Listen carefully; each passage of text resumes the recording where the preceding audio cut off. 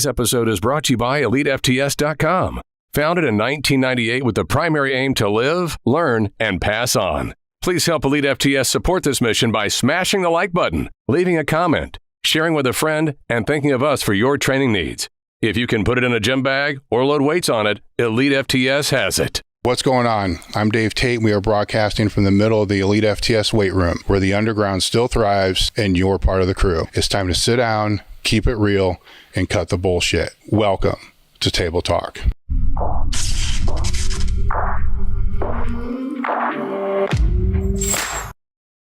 America Health is a premium telehealth platform specializing in hormone optimization and preventative medicine. Are you looking to optimize your health in and out of the gym, improve recovery, sex drive, and quality of life? Have you tried speaking to your health professional about this and have gotten the cold shoulder, stereotyped, or just told it's part of getting older? You just go to americahealth.com/table talk, and you can create your own lab, or you can take labs that we've had set up for them, which are based upon the same labs that I've been doing over the last 15 years. Or you can use their guided optimization. With this, they'll put you in touch with a patient care coordinator, which is actually pretty cool because you get to sit down and speak to somebody that can understand what you're looking for from hormone optimization and the preventative medicine standpoint. After that conversation, they'll determine which labs that you should and which tests you should have done, and then from there, get the labs done. They'll review those labs with you and put you in touch with one of their hormone optimization specialists that can determine which supplementation that you should use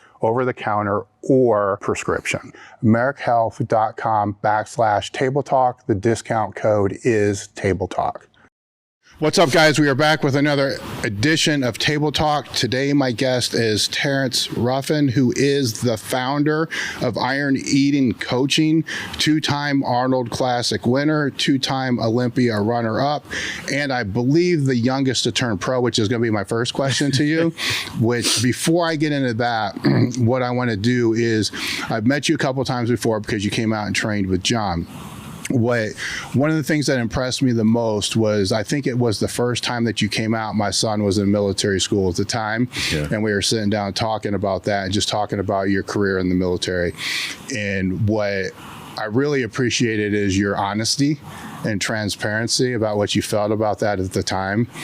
And then the way that you were taking John's advice and the questions that you were asking was really nice to see, because a lot of the times I don't see that in strength athletes or bodybuilders at a higher level. It's just the humbleness, the willingness to help, and the willingness to try to learn, that was more impressive to me, to be honest with you, than the physique, because that's not my world. You know what I'm saying? The physique, obviously, right, is an impressive quality, but to me, the person is more important than the physique, so that's why I wanted to have you back on the podcast, or have you on the podcast, is for that reason, not for all the other reasons that people would want to. And then when I was digging through your story, there's a lot of real cool things that popped up that I want to talk about. But to get back to this first to turn pro, were you actually the first to turn the youngest to turn IFBB Pro? I'm not sure. I would lean towards probably not. Yeah. I'm one of the youngest. I mean, I'm pretty sure the stat was like, when I turned pro, I was like the youngest in 28 years. So I think there's someone a little bit younger. And then my idol was Lee Priest. Back in the day for bodybuilding, it was a little bit of a different process, and it's still a different process for guys outside of the U.S. So Lee Priest, he was the best bodybuilder in Australia at 20 years old. They just wouldn't give him his pro card for some reason. At that time, a lot of times outside the U.S., it's just up to the regional leaders to kind of decide, okay, this person is pro ready. So you can win the national shows, the biggest shows, in your area, and still not get it if the people in charge don't think you're ready for it. So I remember his story. He won all those shows and he got tired of competing in Australia. So he went to Canada to compete, and not Joe Weider, but actually I do think Joe Weider saw him out there, and he said, he asked him some questions. Obviously Lee Priest at 20 looked insane. And he's like, what are you doing here? He's like, I won all the shows in Australia. I just came here to compete against some new guys. And immediately in that moment, he called up the leadership in Australia said, hey, give this guy a pro card. And he competed as a pro at 21 years old. So I still think, like, I know how he looked at 20 years old versus how I looked at 21. I was like, yeah, 100% he would have beat me. Yeah. Well, you still did it at 21, which is an accomplishment in itself, right? And your first meet or your first show was 2013, right? But I want to be even before that. You know, there was a podcast that you're on. You were talking about, you know, you come from a single mom or a single parent household, so your mom. But the one thing that struck me with that is you said that she was listening to Napoleon Hill all the time. Yeah. Right. So. Here's a question I have with that is when you're before a teenager, like a youngster, and that how you perceiving that, like Think and Grow Rich audio tapes are going on and you're listening to that, right? This is probably not what you want to listen to. Not at all.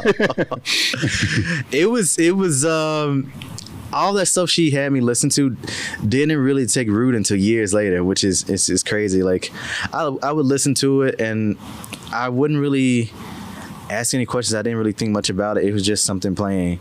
And I don't know. I mean, I think it shaped me, like, you know, in my subconscious, but like consciously thinking it wasn't really something in my mind at the time. Any of the principles he kind of talked about. I had a lot of the same things, right? Where it's my dad or whoever be playing it and it'd be, I want to listen to something else, man. Yeah. And then years later, I wondered, like, did that actually help shape my values or did it not? I don't know, you know, but it might have.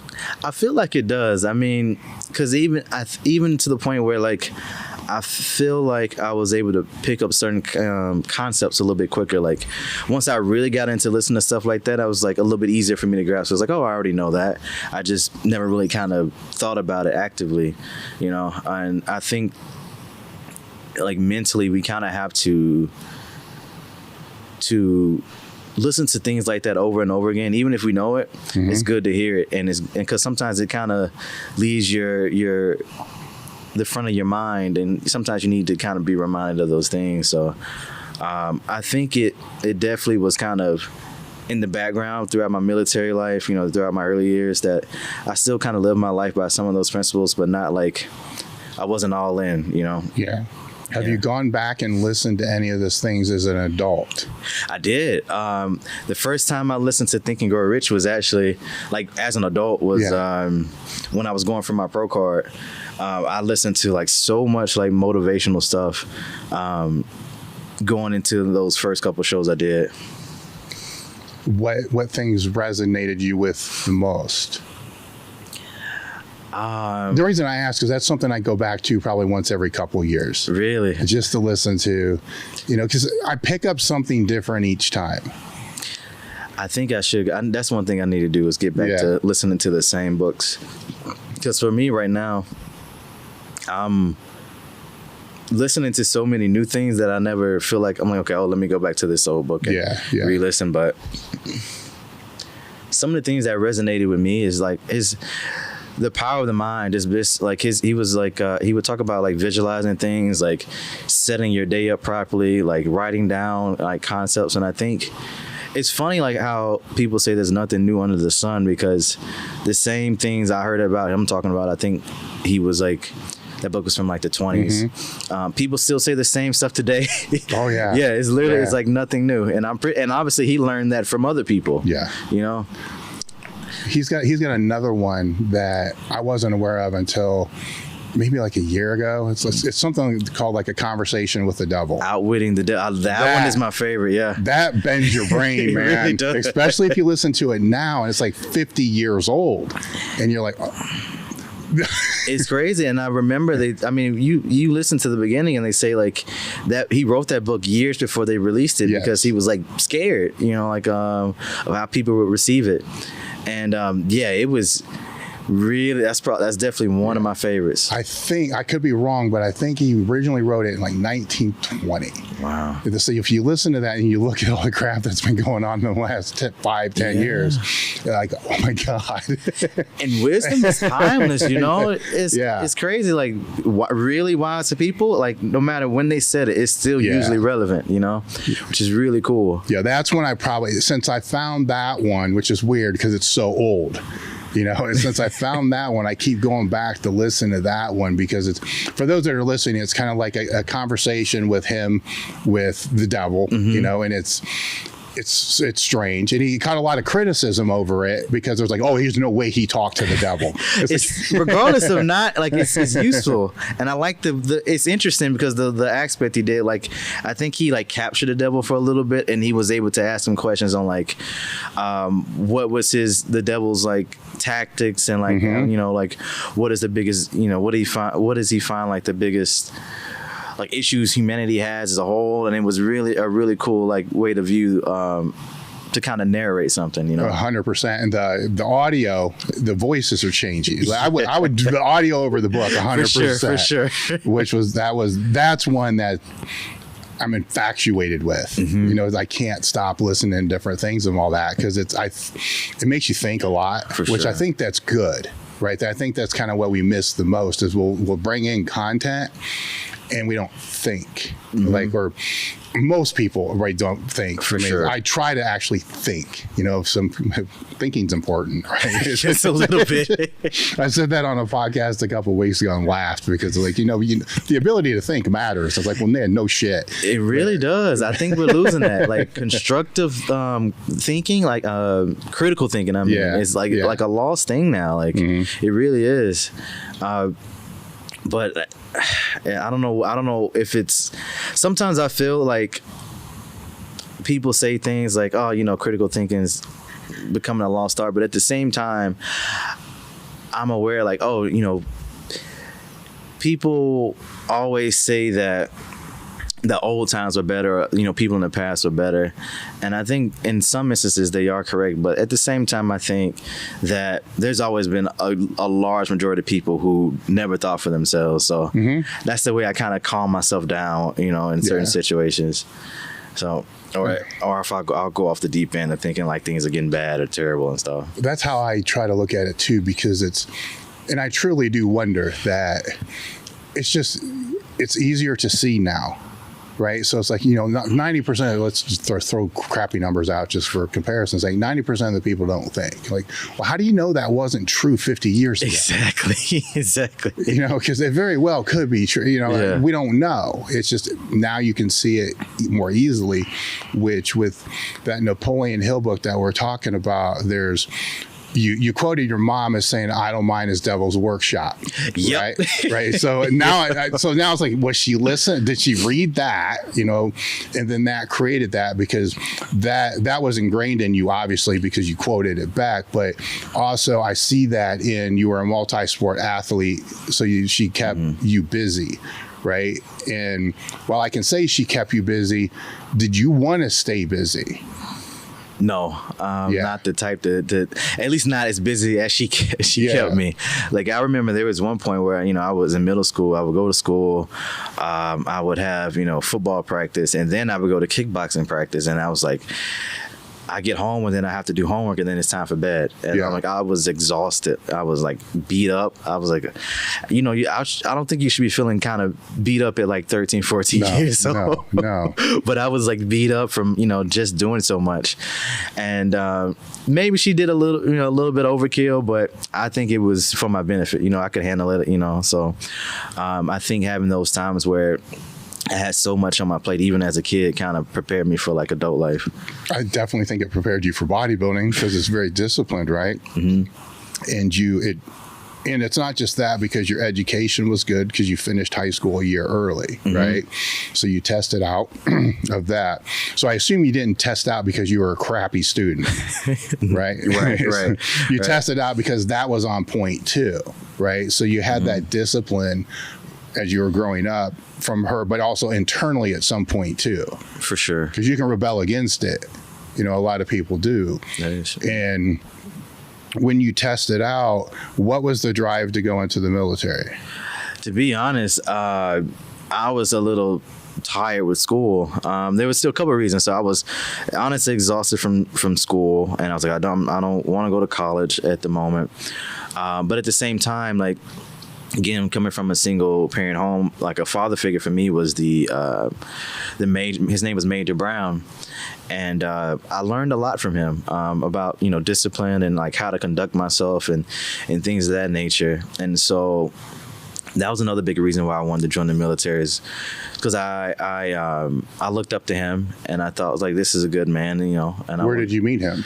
He taught the JROTC program at the high school. Okay. So I took that for 2 years. And the funny thing is like I took it my first year of high school, and I enjoyed it a little bit, but at the same time, I didn't like it. Like, I didn't like wearing the suits and all of that. And then I left my second year of high school, and then I really, really regretted it. I was like, man, I started to realize like how undisciplined people were.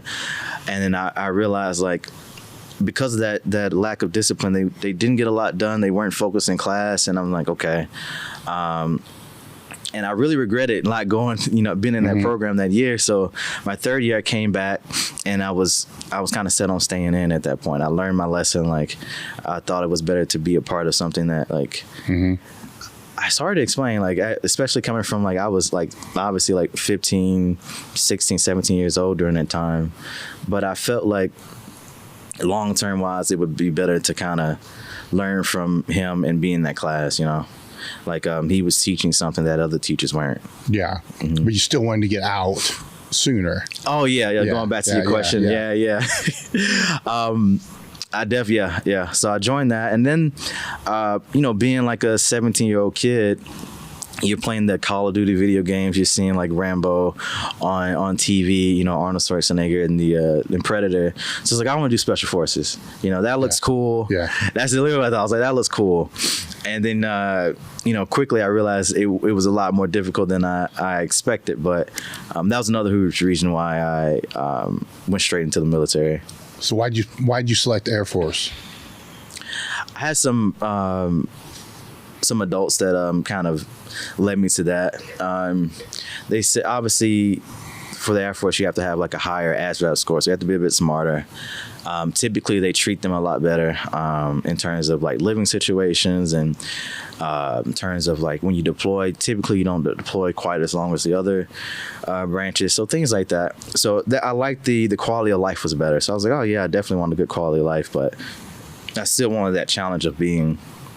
I still wanted to be challenged, like physically. So that's why I chose like a Special Forces part in the Air Force. So I was like, I get the best of both worlds doing both of these. So you pursued that. So then when was the pivot to be able to not do Special Forces or we'll go that route? So I joined at 17. Turned 18 like while I was in. Like right at the end of basic training, I turned 18, and then we went right into like what they call the pipeline. It was way harder than what I thought it was going to be, because to even get into the Special Forces program, you have to pass like a physical test. And I passed that fairly easy. It wasn't very difficult at all. I can't remember all the requirements for it, but you had to do a certain amount of push-ups, sit-ups, pull-ups, and a run. So I was able to do all that. But when I got to it's not even quite the pipeline yet. They do like a preliminary round, like a week of training. And if you don't make it past this first week of training, then they just kick you out for wasting their time. It's like you wasted all that time. So, we're not wasting any more of our money on you. So when I went to that first week, I realized how difficult this was going to be. And actually did not make it through the first time through that. So I was like, holy shit, this is obviously a lot more difficult. And luckily the second time through, I made it through. I kind of reset myself mentally, because I never had been pushed that far. Even I was in football, I was kickboxing, but still, like, I've never been pushed that far mentally. What do you mean by that far mentally? Give me an example of one of the things that was the first time you didn't do well at, and the second time you did better at. The hardest thing for me was the rucksack marches. Okay. So me again, at the time I was like 125 pounds. Yeah. You know, and the rucksack weighed like I believe at the time it wasn't even that heavy. It was like 40 pounds. Yeah. But for me, that's a good body weight. Yeah, that's a good amount of body weight. And so, and all it was like a fast-paced walk for a very long distance. So it's half my body weight, but on top of that, I'm like the shortest guy there. Yeah. So I would have to take double the steps. So usually jog while other people like just walked. Yeah. So I just wasn't ready for like that type of like punishment that are early on. And it's very much like a mental thing, because you can push yourself quite far by like, you know, walking that far. You're not sprinting or anything like that. But it was definitely tough. And I realized throughout that process, a lot of it wasn't physical. Like I could have been in better shape, you know, but most of it was mental. A lot of it. Like I learned, they told me once I didn't make it through, they said that this program isn't meant to make you better. Like the longer you're in the program, the pipeline, the worse you are physically, because they overtrain you to a certain extent. And so what they're really testing is people's mindset for the most part. And I did feel a lot of different things throughout the process, but each time I can pride myself with saying that next time I usually would take it, I would get a little better and get a little better. So I was just breaking through like these mental barriers quite often.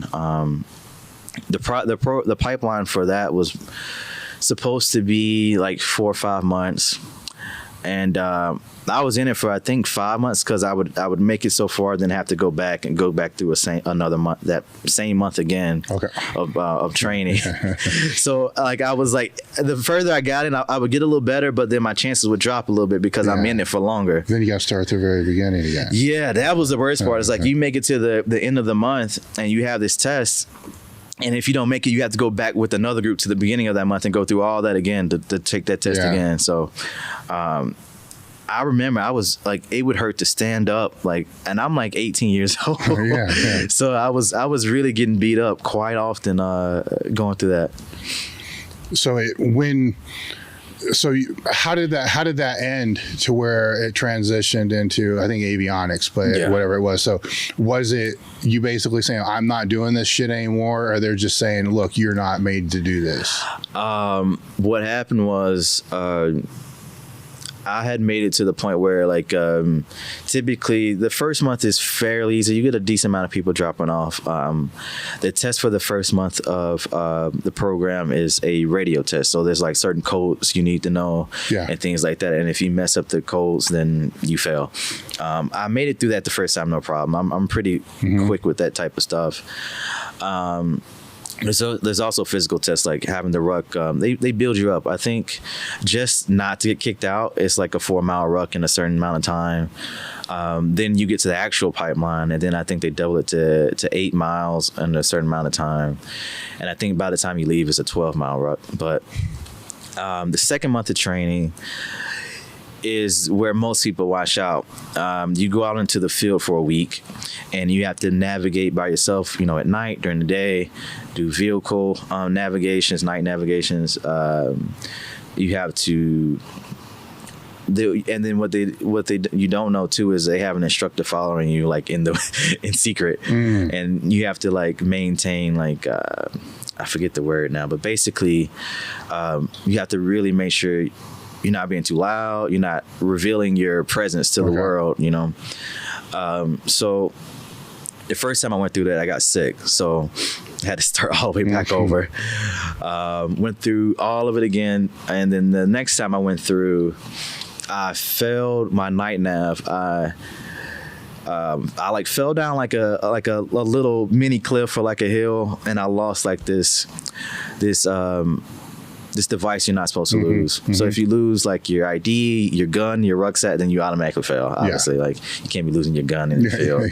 So my last time I went through, my third time, was I did pretty well. I was up to Thursday, and I failed one of my vehicle navigations because what happened was let me start from the beginning. Yeah. We make it out there into the field, and then we're walking to our temporary site where we're going to stay for the week. And then apparently all of us were just too loud. So they gave everyone an X immediately, which is obviously not great. And then so I do my practice nav. I do really good. I do my first day nav, and that went pretty well. I was a little nervous because with radio frequencies, there's certain times your radios won't work. So if you're under a power line, sometimes if there's a solar flare, it can cause, radio interference. So I make it to my point with not much time to spare.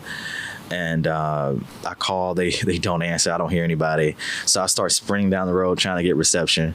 And then I finally get it. And they say, hey, we heard you like 10 minutes ago. You're good to go.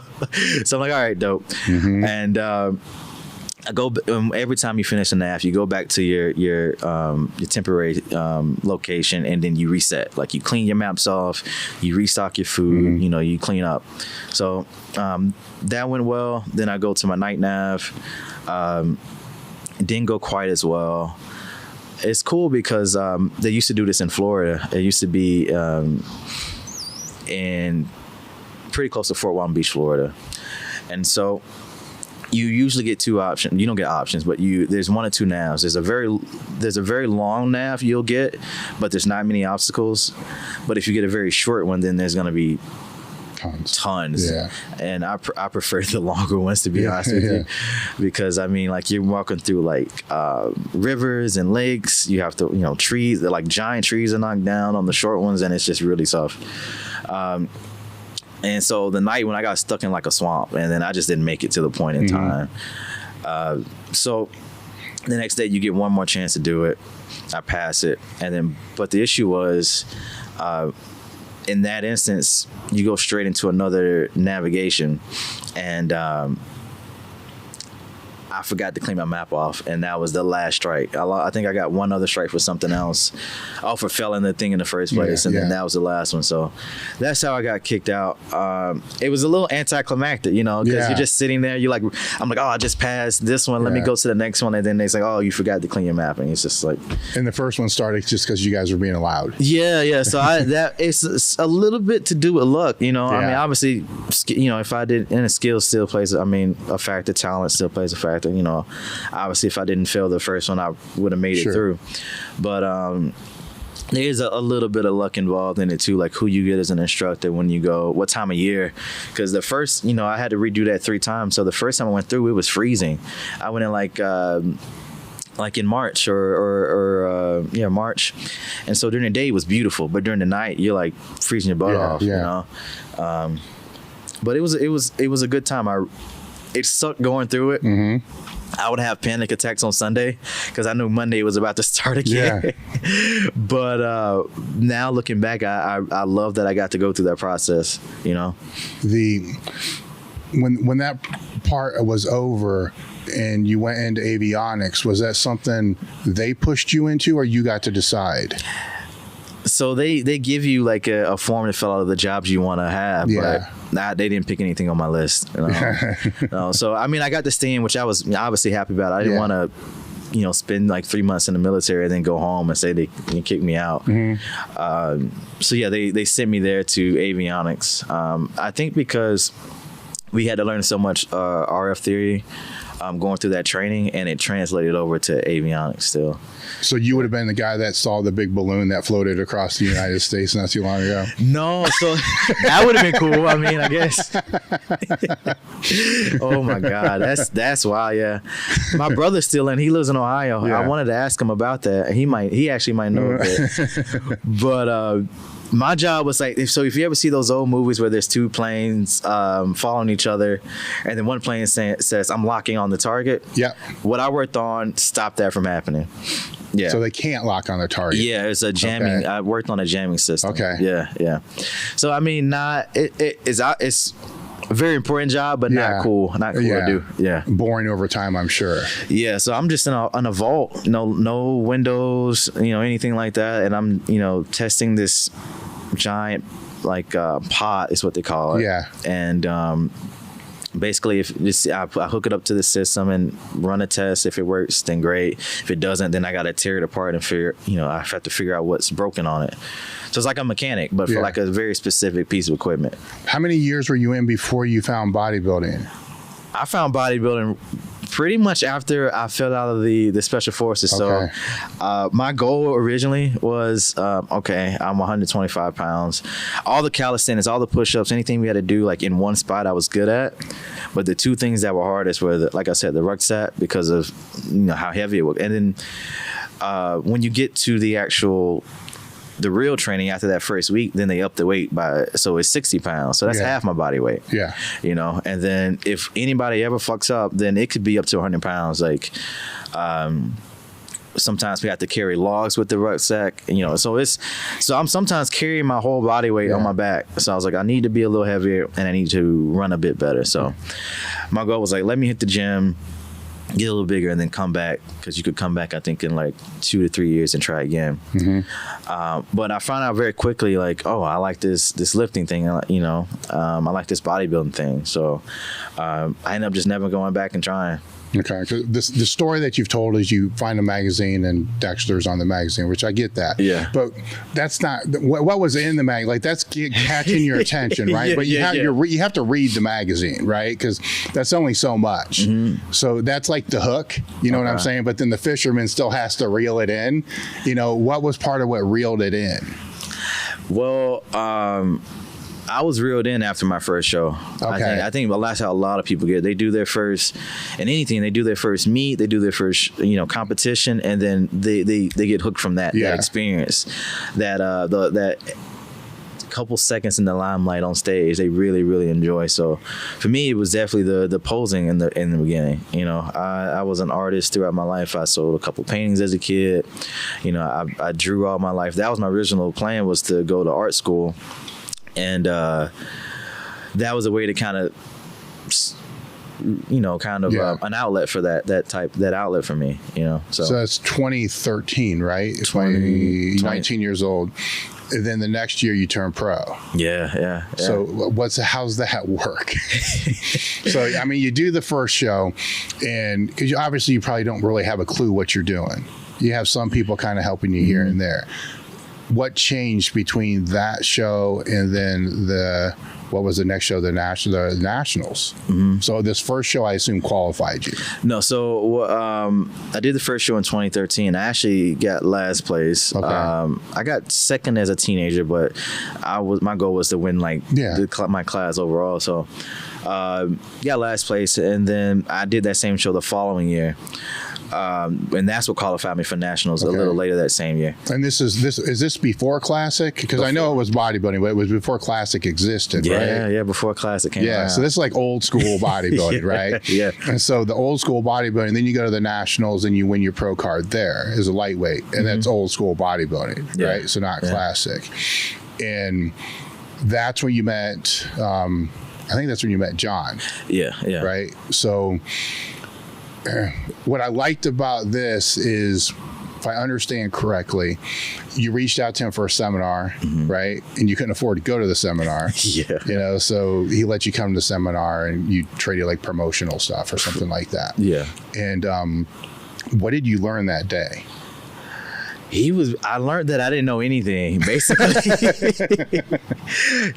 I've always been very open to like learning from people, but even the people I was learning from, they were so limited on knowledge. And just to meet John and find out how much he actually knew, I was like, holy crap. Like, even all the stuff I learned from these guys locally, they don't know anything either, So that kind of began my journey of like, okay, let me learn more and more about this sport, because the more you learn about it, the better you can be, So yeah, that was kind of like the one of the starts to my journey in like becoming a coach and things like that. Yeah. So this was before you met Joe Bennett too, right? Before. Okay. Yeah.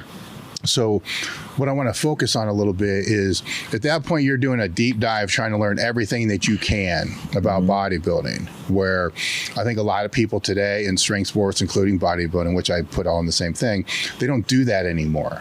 No. You know, they just find the coach or whatever and stick with it, where I believe everybody should do the deep dive, because when you do that, you now have the ability to process if what you're being told is bullshit or not bullshit. Yeah. You know, so during that time frame, where were you going for information, content to educate yourself on what you needed to know to be better? Okay.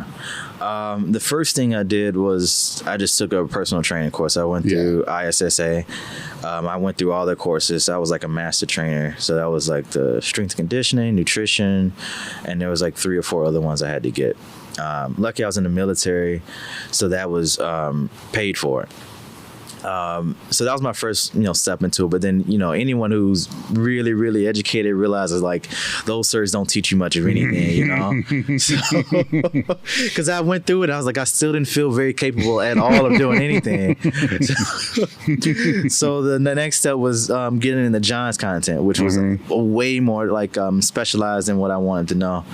So it was crazy how much stuff he gave away for free just on that Mountain Dog website. So that's what I went through first. And then once I went through most of that, then I started to pay for the other stuff, the access, because the access to his site. And I remember I couldn't afford any of his like programs because they're probably the most expensive programs put out there for bodybuilders.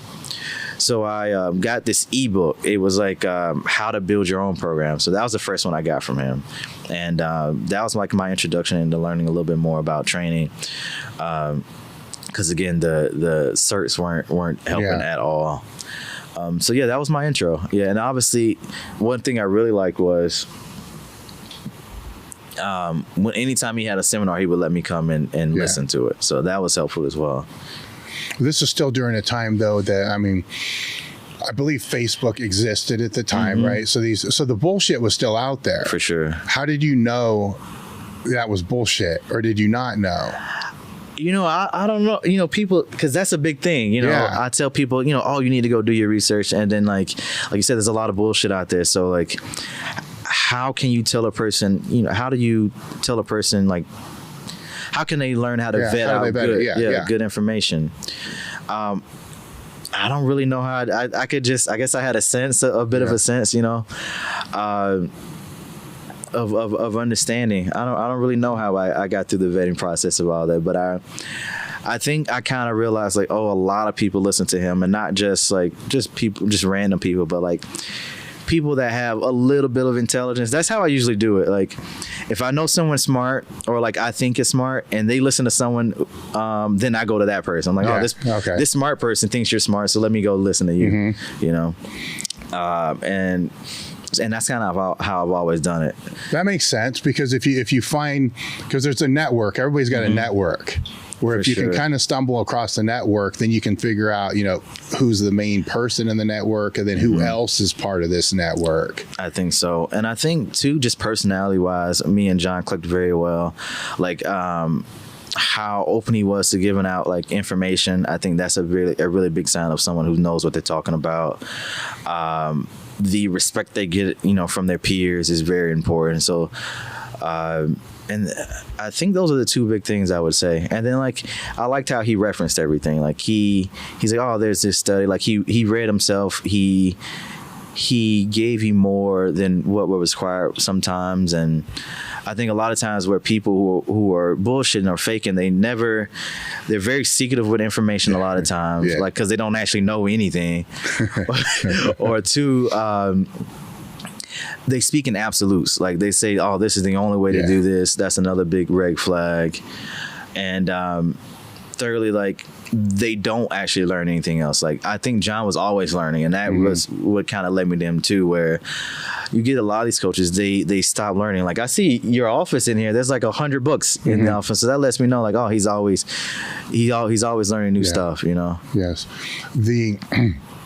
Was John competing in the nationals that you did? Yep. I didn't know who he was when I saw him, but I ended up meeting him, I think, a month or 2 later. Okay. Yeah. When you first saw him, did you think anything about it?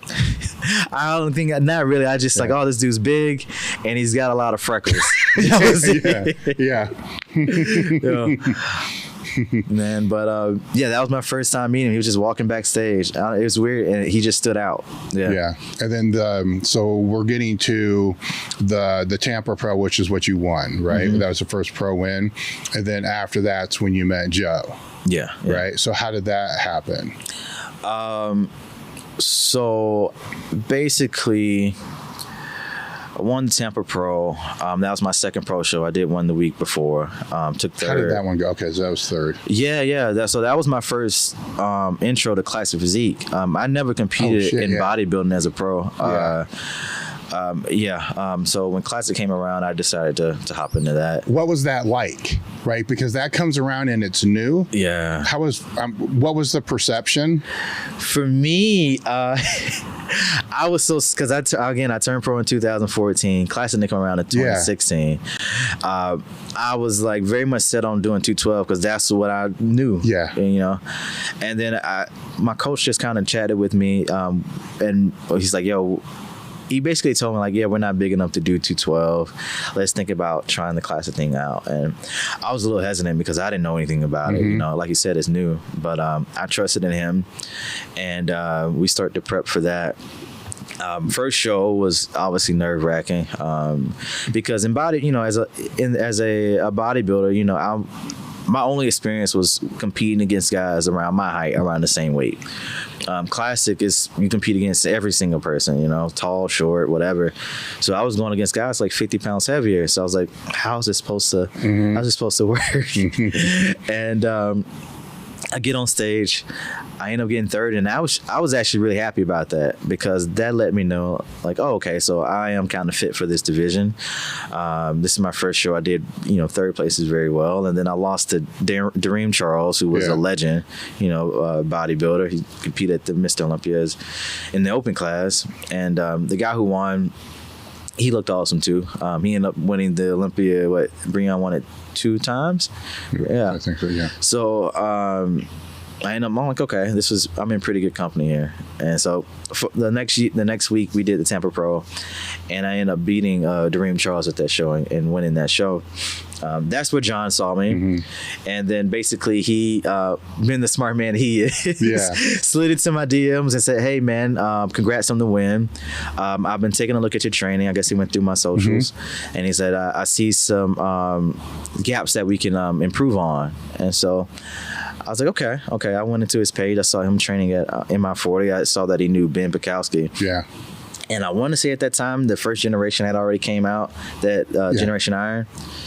And I knew Ben was intelligent. I'm like, okay. And he's working with Joe. So I was like, okay, let me see what this is about, you know?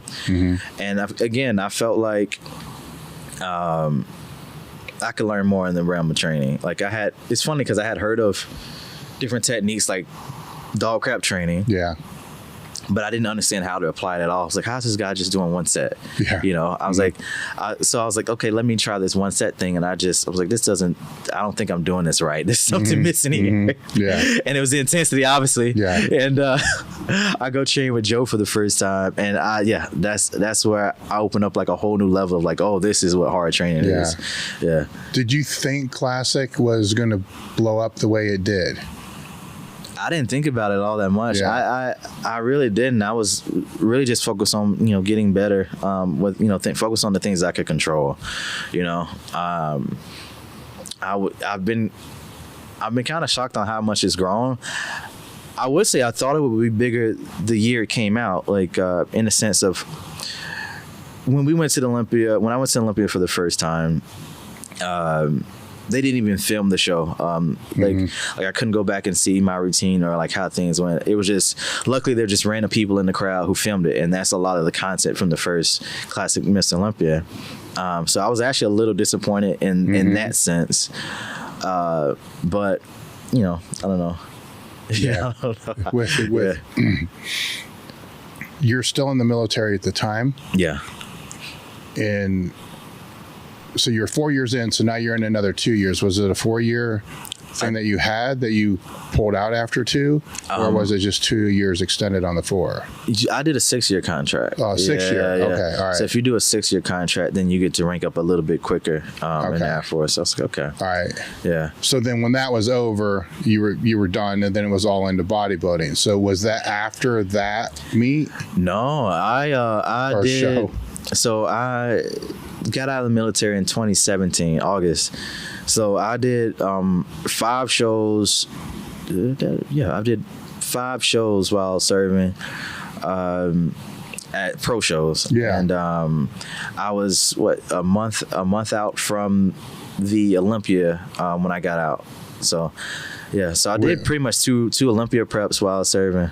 So the Olympias, which ones? I did 2016 and most of 2017 prep.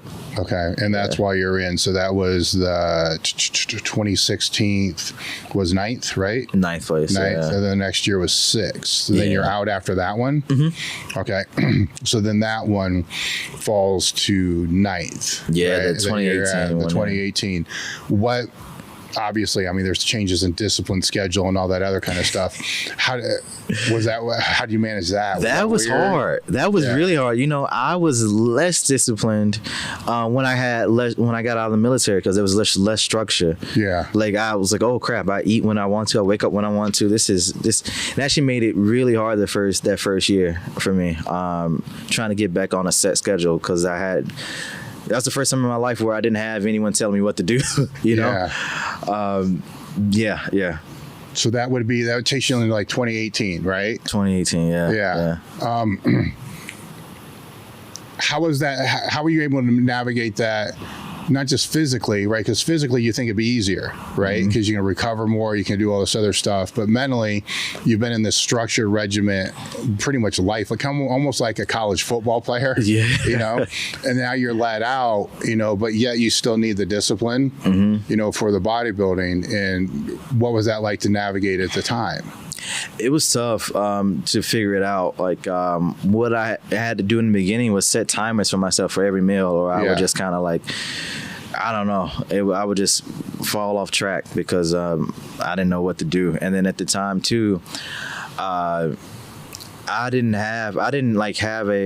wasn't working all that much. Luckily I was married, and my wife at the time, she was helping out quite a bit. The whole reason, like, I was nervous to get out of the military. That was a tough decision as well. But she was like, I feel like the military is holding you back from doing better in bodybuilding. You know, I'm still in, and you know, I'm able to kind of help you and support you while you kind of, you know, take a year to figure everything, you know, get on your feet and figure things out. So that took a while, you know, figuring out how to work for myself. That was a really big challenge. I think the first year I got out, I made like tops $30K, but most likely I was around closer to like $22,000. So that was like nothing. That barely, like, I went into a lot of debt. You know, you don't have military money coming in, so there's nothing. And so that was tough, and I wasn't good at marketing for coaching because that's what I wanted to do. I was like, okay, let me get into coaching people. Yeah, and it was a lot more difficult than I had expected. So that took a lot longer to kind of build up and learn about and become like successful in. Well, this will put you right about 5 years as a pro too, right? Yeah. So it's when you're trying to like move into a coaching sphere, when people are just seeing you as this person on stage, you know, how is that to navigate? It's hard. It's still difficult to this day. Right now, I can get a good amount of clients in, but what's harder for me is to get the top tier people I'm looking for now. People who are actually like really, really passionate about bodybuilding and also have like the genetics to do well. And I know that doesn't happen overnight, but what I had to find was like, oh, I do need to. Basically, it just came down to just talking more about bodybuilding. You know, talking about what I know, giving out the biggest boost in my business was when I started giving out free information. Yeah. You know. Yeah. So I found out like, oh, once I started doing this, then I I'll start to get a higher level of athlete, because they now know that I'm kind of like establishing myself as like a voice in the industry. And I realize, you know, even now where I'm trying to up my content and what I deliver, because I realize like, oh, if, you know, basically, if a person knows exactly what I know, then they're not going to come work with me. He's like, oh, you know, let me go work with someone that's more educated. And I totally get that. And so that's what I'm doing, trying to level up even more every year. And again, now I have a good amount of athletes. My coaches have a good amount of athletes, but now my next step is I want to work with higher level athletes. Like, I have a couple pros, which I'm happy about, but I'm like, I want to get more, you know. I want to eventually get to the levels of like Chris Aceto and, you know, George Farah, Hanny Rambot, you know. That's what where I eventually want to be. And obviously those guys are like, you know, a lot older than me. They've been doing it a lot longer. But that's my goal. Yeah. If it's either as an athlete or in business, there's like benchmarks, right? Yeah. Where most businesses fail in the first year, or most athletes quit in the first year. Then there's like the 3 years, you know, then that's the next big drop off where people are like, I'm done with this, or I'm not doing this, and they fail. 5 years is another one. You get 5 years in, it's like, I'm done with this, or, you know, I want to move on, I want to do something else. And then 10 years is like the next one. So this is that 5 year mark. So is there any point in that 5 year mark you're like, I am done with this crap, I want to do something else, this is not worth, I'm making 20 grand. Yeah. You know, was there a point that hit? I think I think that was, it's raging enough that was the year. I remember I was just, because I was trying to make that pivot where I was talking about other things, and obviously at this point I'm getting very well known for the posing aspect. I had been, you know, in that realm a little bit longer than talking about like educational stuff, and I was a little frustrated. I was like, I have more to offer than just posing, and I feel like I'm not being heard. And so I had a guest posing in El Salvador that year, about a month out from the Olympia, and I remember I got stuck there. There was a hurricane in Texas, so I couldn't go home. I was there for an extra week. And so I had to go and live with this couple, Betty and William Ochoa. They kind of ran everything in El Salvador. Just a couple. They had their own coaching company, but he was well known because he was like their best athlete, and like there are no pros in El Salvador, but he's like the best one out there. He's brought all these guys out there. He's like a self-made man, you know, and he just loves the sport. That's all he does. And so I'm staying with him. They give me a bedroom to stay in, and a couple of days go by. They're treating me very well. Anytime I need food, they're buying it. They're literally buying my food for me. I get to the gym. The personal trainers there are just loading and offloading weights for me. I'm like, oh my goodness, this is you know, very kind. And then I'm there for a few days, and then I find out, I see them come out of a room one day. Like, I didn't see where they were staying until this day. And they're sleeping on the floor. Like, they're in the kid's room. He's in his little car. He's sleeping in his car bed, and they're sleeping on the floor around him. And I'm like, I see them, and that like hits me right then and there. And then a couple seconds later, Betty, she comes out crying, and she hugs me, and she's like, you know, we're just so honored to have like a bodybuilder here staying in our home. This is a real blessing for us. And then it kind of hits me. I'm like, oh, I'm being an asshole, you know, like I'm so worried about just not being heard the way I want to be heard, where these people, their goal in life is just to be where I am, and, you know, and they're so in love with the sport that just having someone in their home that does it professionally, like, is one of the biggest things they could, you know, ask for. They're crying about it. So that just kind of gave me some perspective on like everything I had in that moment was a blessing, you know. And I was just, I don't know, I guess feeling a little entitled, I guess, in a sense, you know. It's a weird moment because I had something like that similar happen to me. There's a lot of different emotions that were going. I was doing a seminar, private seminar, and somebody, and they had a barn, you know, that the gym was in, so it wasn't a big seminar, and they let me stay in a room, you know, and granted there's like a deer head, you know, over the bed, but I'm sleeping in the bed, and, you know, a couple days go by, and then same type of thing, you know, I realized that they're sleeping in their kids' room, you know, so the kids on the bed and they're sleeping on the floor, and part of me felt like shit, I felt like this is, terrible. Like, I should be sleeping. Like, this is fucked up. But at the same time, you're like, and they were honored, you know. It's like, it is, it's weird, right? It's a blessing, but it's a lot of weird things going through your head at the same time, you know, to try to figure it out, because there's also that whatever they call that complex, where you don't feel like you should be in that position. Oh yeah, I know what you're talking about. You know, like this was imposter syndrome. Like, yeah, it's and I'm even before that, I'm like, dude, I got a deer head, and I'm laughing about the fact that there's a deer head hanging over me in the bed, right? But it was their bed. You know, it's like, what the hell, you know? I always think you'll never forget that, right? Because this is probably 15 years ago, maybe even longer.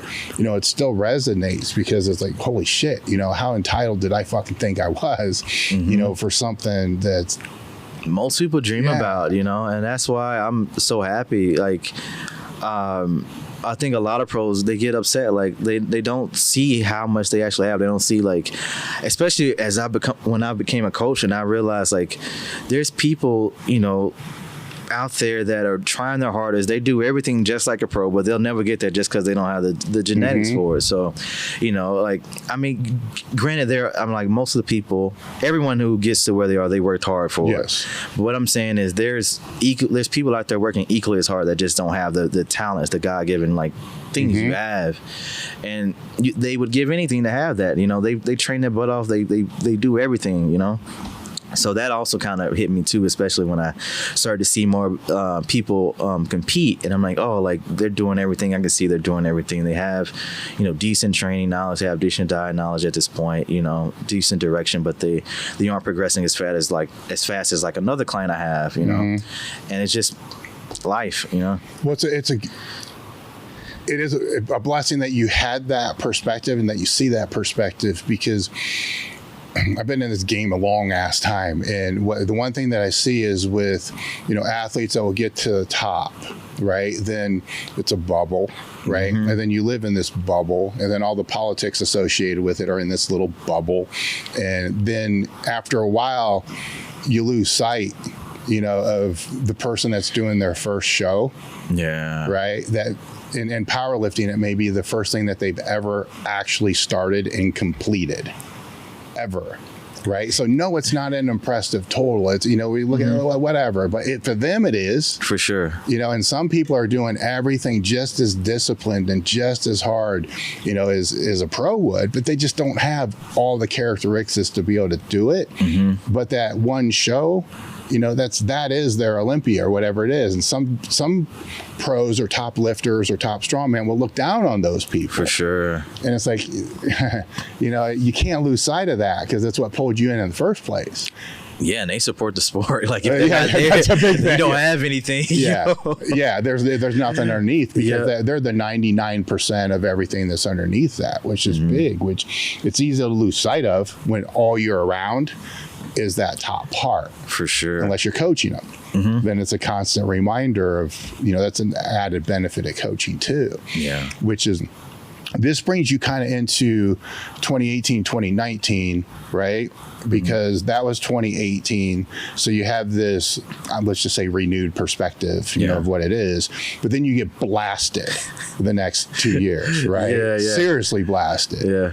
Like, if my notes are right, a divorce, Matt Porter passing, and there's something else in there. Leaving the military. Like, all that boom at one time, right? Now, to go back to what we first started talking about, did Napoleon Hill help at that point? That'd be I think so. You know what's weird? I don't, like, I talked to my fiance now, and I recently, like, I realized I never, like, told, like, my story from start to finish, like, you know, my life, and she listened to it, and she's like, you had a hard life. I was like, really? I was like, I don't know. That was hard. I don't know. I guess I don't really focus on it. Like, I've always, again, one thing that I just kind of resonate with, even before I kind of got into reading about it, is stoicism. Like, focusing on the things you can control, and, like, just thinking about the next thing you need to do. And so, like, yeah, that was a tough year. Like, 2018, I got my worst placing at the Olympia. I went back, I went from 9th place to 6th place, and then 18, I got 9th again. So I'm like, okay, this isn't going the way I want to. So let's take some time off and get bigger and better. And that was what, like you said, Matt Porter. And through, a couple months into that, he ends up passing away. The next day I ended up moving out of the apartment with my former wife, and honestly, I didn't have enough money at the time to get another place, so I stayed with my cousin for like a week, and I'm trying to figure out what I want to do. And then I get this apartment. It was kind of shitty apartment, really shitty apartment. There was like a drug dealer that lived under me, and it just wasn't great. And all I had when I moved into that place was a mattress and a chair, and I guess a laptop too, and some kitchen stuff. But I don't know. I'm really good at like problem solving and moving forward. I think that's something my mom taught, and especially the military taught me. So I never was really like, whoa, woe was me. I was like, let me get out of this situation. For me, once I got to that point, my thought was I think I took about a month with no coach, and I kind of figured out, I don't know, just what I wanted to do. I was trying to find a job at that time. Never ended up getting one. I've never had like a normal job. I've had the military and working for myself, and that's it. And so where was I? Speaking about looking for a job. And so in the meantime, I was like, let me, bodybuilding is still what I really want to be at. It's really what I want to do. So I reached out to John. I was like, hey, John, I want to do this show. Obviously Matt was my coach, and we planned on doing the Arnold. But I feel like I need to do something a little bit sooner to kind of get back on track, because I was not on track at all at that point. And I told him, I was like, look, I don't have a lot of money right now. I had to borrow like $300 to have enough to pay for the rent that month. And so I couldn't even go to Matt's funeral. I didn't have any money to get anywhere. So John was really, really, really awesome. He told me, look, I'll take you on for free. The only thing I ask is that you come up every now and again to come film with me in Ohio. And he's like, and even if you need help with that, I'll pay for it. And that was the deal. And I ended up paying for the flights, because I can't just have him pay for everything. And so that's the deal he made. And then we did Niagara Falls in 2019. We won that, the best I had ever looked. And then we did the Arnold a few months after that in 2019? Oh no, 2020. We did Arnold 2020. We got second place, which is a lot better than that. Obviously, like second place is the Arnold is amazing. I almost won the show. So that was the first big step, in changing my career. Changed more than your career. Oh yeah, my whole life. Whole life changed a lot. Yeah. So now I'm processing as you're saying this. I think the first time I met you was when you were in that spot, right? And I'm complimenting you when you sat down, for the humbleness, the willingness to give, and all these other things. Meanwhile, you're living on a mattress, not even rubbing two pennies together. That's character, dude. That speaks of very high character in a big way, where I think this story here, you need to tell, right? Because how many pros, or not even pros, how many aspiring pros have no idea? Yeah, it could be really, really hard. Really hard, and like I never really thought about it, but like I looking back at it, I was like, oh man, I really went all in on bodybuilding with like no backup plan, just all in. And I definitely think, like, looking at a lot of successful people, that's kind of the way most of them operate. Like they put all their focus into one thing. They may have, like, obviously a lot of them set themselves up in a better way beforehand. Like I was listening to this Amazon, the Jeff Bezos book, and he talks about he worked in Wall Street before switching over, so he had money saved up before he quit his job and focused went all in. But that's one thing I see in common is people who are typically the best in any aspect, anything they do, they that's their complete focus. I don't think there's anything wrong with the all-in thing. I'm all about that. I did it for 20 years of my life, with a lot of the same outcomes that you're talking about. The disconnect, though, with bodybuilding is there's a false perception of what's on the other side if you're not willing to have personal accountability. Yeah. Many may think that you're just going to turn pro and then money's going to start falling from the sky, and not enough pros actually speak about this. That's not what happens. Yeah, I agree. I talk about that a lot because it is something that's lacking. The real, like how much money, and no one really talks about how much money they make, even from athlete to athlete. We don't really discuss much like, oh, how much are you making from this sponsorship, or how much did you charge for that event? And that's a big issue. I talked to my friend Daniel. He had a friend from high school that was very famous in like the vlogging. Like she's a mom, and so she vlogs all that stuff. And he's like, it's crazy. You can have the same amount of followers as someone in a different industry, but in our sport, we get paid so much less than any other aspect. Like even if you just Google like how much does a influencer get paid, with this many followers, it doesn't reflect what bodybuilders make in our industry. And I think that's one of the reasons like we don't talk about it. That's for one thing. And then I think we're so quick to accept any offer because we're usually like broke, Yeah. So whatever you give us, we'll be happy with, And I think that's a big issue. Going back to Dexter, I listen to a lot of bodybuilders, and I think in anything you get into, you should really dive into it, like understand the sport and what you're getting into. And one thing I really love about Dexter is at the end of his career, he didn't have a sponsor. And the reason was because he didn't want to accept any offer less than like 6 figures, because he knew his worth, and 2, he didn't want to devalue like bodybuilding as a whole, because what people don't realize, especially the upper tier athletes, is what you do has an effect on everyone that comes after you, everyone else in the sport. So once you start having all these pros start taking less and less and less, then these companies can be like, oh, well, Dexter only took this much, so you think you deserve the same as Dexter or even half as much, like stuff like that. So knowing your worth and setting like, an expectation and things like that will help future generations do better. So that's why I've been a little bit more open to talk about, oh, this is how much I made from this sponsor. This is how much I made from that one. And even, to my detriment, my friends and my family, they tell me, oh, you still take a little less than what you should.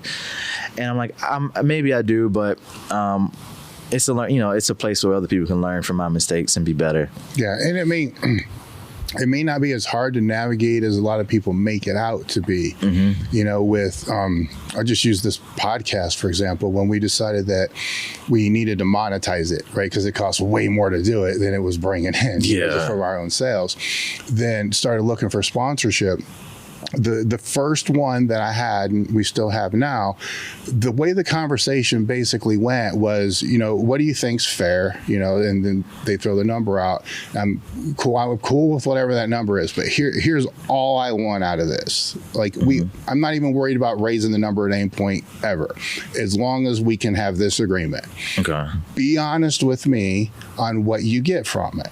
What I'm saying? Let me know exactly what the sales are, right? Then, because what typically happens is there's a game being played on both sides, right? Where if, say, you're repping a supplement company and it's a discount code, they're going to downplay what that is. Like, now what if the agreement was a contractual agreement that you have to actually show me what that code generates, right? And as long as it's positive, they're going to want to pay more, because what do they lose? They're not losing anything. For sure.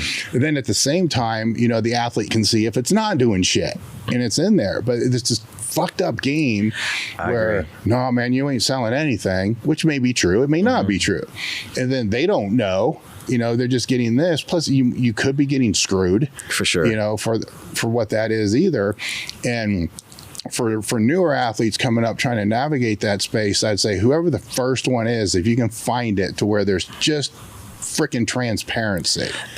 forget the rest. Yeah. Because that's long run, that's going to be worth more. I think you're right. Yeah. Than anything else, because that will let you know what that, because you got to determine what your value is. For sure. Right. Well, there's what you think the value is, and there's what the market value is. Right. And you don't know that if everybody's lying to you. That's a really good point. Yeah. I love it. Yeah. That made me think. Yeah. Yeah. You know, and but it's a weird industry that you're in, you know, where, you know, supplement industry can be a weird industry, right? For sure. You know, but it's those type of things are conversations that matter. So are the ones that you're talking about too, because if, let's say you have these top end guys that are selling $30,000-$40,000 of supplements for a company a month, but they don't know, they're being told, oh, it's only $2,000. Yeah. And then they start accepting just free supplements, and then that's it. And then it runs into what you're talking about. You know, it dilutes it for the next guy that's coming up. Yeah. And on the other end of that is the ones that start to figure out, I'm selling a lot of stuff for this company, quickly realize, oh, I can just have my own now. Yep. You know, so and actually in the long run, it hurts the company. Because if they could have worked a mutual agreement that worked for both parties, then they wouldn't have this person now as a competitor. They would still be repping their brand. That is a really good point. How do you keep? And that's something we talk about with my coaching brand. Like obviously, what's keeping the coaches like still coaching under me, and where they can just leave and branch out and have their own business. So that's like you said, having a fair system is very important. And you know, obviously with me, I can't hide numbers. They know how many people they're coaching and how much they're making from it. But you can be transparent though, because that's not all the numbers. You still got other expenses you have to pay that they don't know about. For sure. Right? Yeah, I do. They don't know. They just know their cut, their percent. Like, no, dude, we got to pay for our website. We got to pay for this. I got to pay for this. That's what I mean. Yeah. That's a big thing. Like, and I'm learning a lot about running a business very quickly. Because you definitely need to have that, take out a cut for expenses. And I don't think they understand that, because I mean, there are some coaching companies that they don't have a lot of expenses. They don't care to have a website. They don't care to make it look professional. But what I'm trying to convey to them is that I want something better than just average. I want, things like when a customer sees it, they have the best experience. They're from start to finish, you know. And I think that'll in the long term end up making us more money. Like, you might not have as much in the beginning, but long term obviously it's a better deal, especially once you get established. This time off that you took to reset, not just mentally, spiritually, and physically, right? It was exactly what you needed though, right? Because you came back, added muscle, more to the upper body, I believe, right? For sure. And then went from sixth to second? Ninth to second. Ninth to second, right? Yeah. So it's hard to argue that was a bad thing. For sure. Right? Even though in some ways it was the best decision, but in other ways it was kind of almost the only decision. I would say so, yeah. Because I tell people I could have kept competing and I probably could have won a show here or there, but long-term wise, that wouldn't have been a smart move for me. I realized early on that it was taking me a lot longer to gain muscle than a lot of my peers. Like even from the time I got my pro card 2014 to the first classic show I did, I only gained 2 pounds. And that's why I was so quick to go with Joe, because I'm like, what I'm currently doing isn't working. I took a year off. I gained 2 pounds. I don't know what I'm doing. Yeah. And some people, they would have looked at it differently. It was like, oh, I'm 21. I got my pro card in a year. Joe didn't have a pro card. I was like, they might be like, what can this guy teach me? But I don't like to just look at accolades. I like to look at other factors and be real with myself. I think a lot of bodybuilders have a hard time looking at what they're doing from a non-biased perspective, and that's what slows them down from making progress. I see that a lot. I see so many guys with the potential to be great, but like mentally, they're not making the best choices with their career, With their career, or just with their, what do you mean? With their career in terms, and with their career, but also, with training, things of that nature. So like career-wise, there's this guy, great physique. He could have won, several different pro shows by now, but he continuously only does the New York Pro. New York Pro is basically the biggest show you can do. The people typically win that, like I think the first 2 years, Mr. Olympia won that.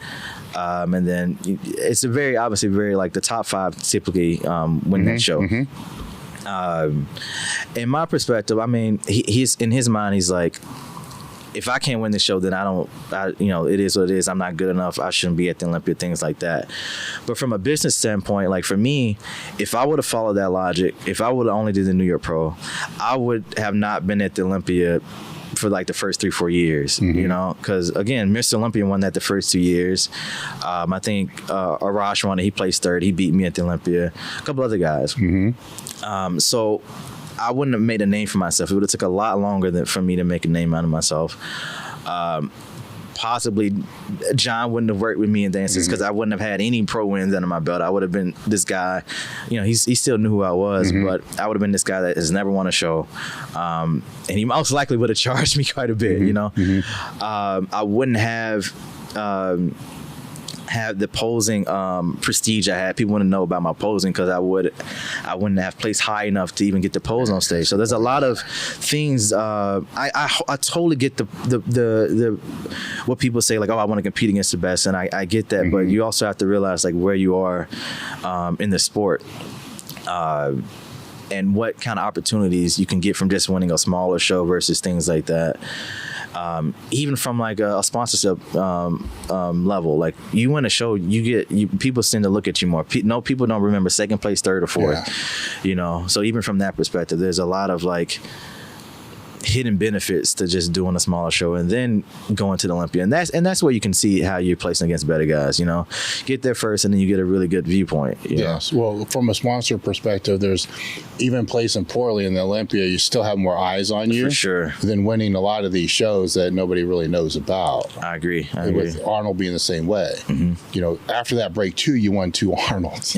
You know, which kind of goes into there. Yeah. Which now, fast forward, you're in a position where you're taking a break again. Right? For the kind of not all the same reasons, right? But physically the same reasons. You know, to have that time to grow. Yeah, I'm excited. I mean, because I'm like, oh, I saw like the improvements I made the first time I did this. I'm hoping to kind of get that same, have that same level of impact this next time when I bring my physique back to the stage. And then at the same time, it gives me a bit of an opportunity to learn a little bit more about the business side of things, and you know, because that again takes up a lot of time. Like one of the hardest things I've had to do prep wise was this past year with like starting my business while I was in prep, and like it was difficult. You know, I was lucky I had some people around me like, okay, I'll help you cook some stuff, I'll help you do this, I'll help you in this regard, you know. The one thing that you've said, I've heard several times, is your place is not your worth. Right. So with that in mind, taking the time off to be able to come back to do better, right? How are you defining better, right? Because there's something you want to change about the way that you are presenting your physique. Obviously, you want the place to be better, for sure, right? for sure, right? But that's an interesting thing because what are you trying to change? Okay. I want a little bit more size. I've noticed like I'm still not to the point where I'm like at the weight cap, and I would love to be at that point. How far off are you?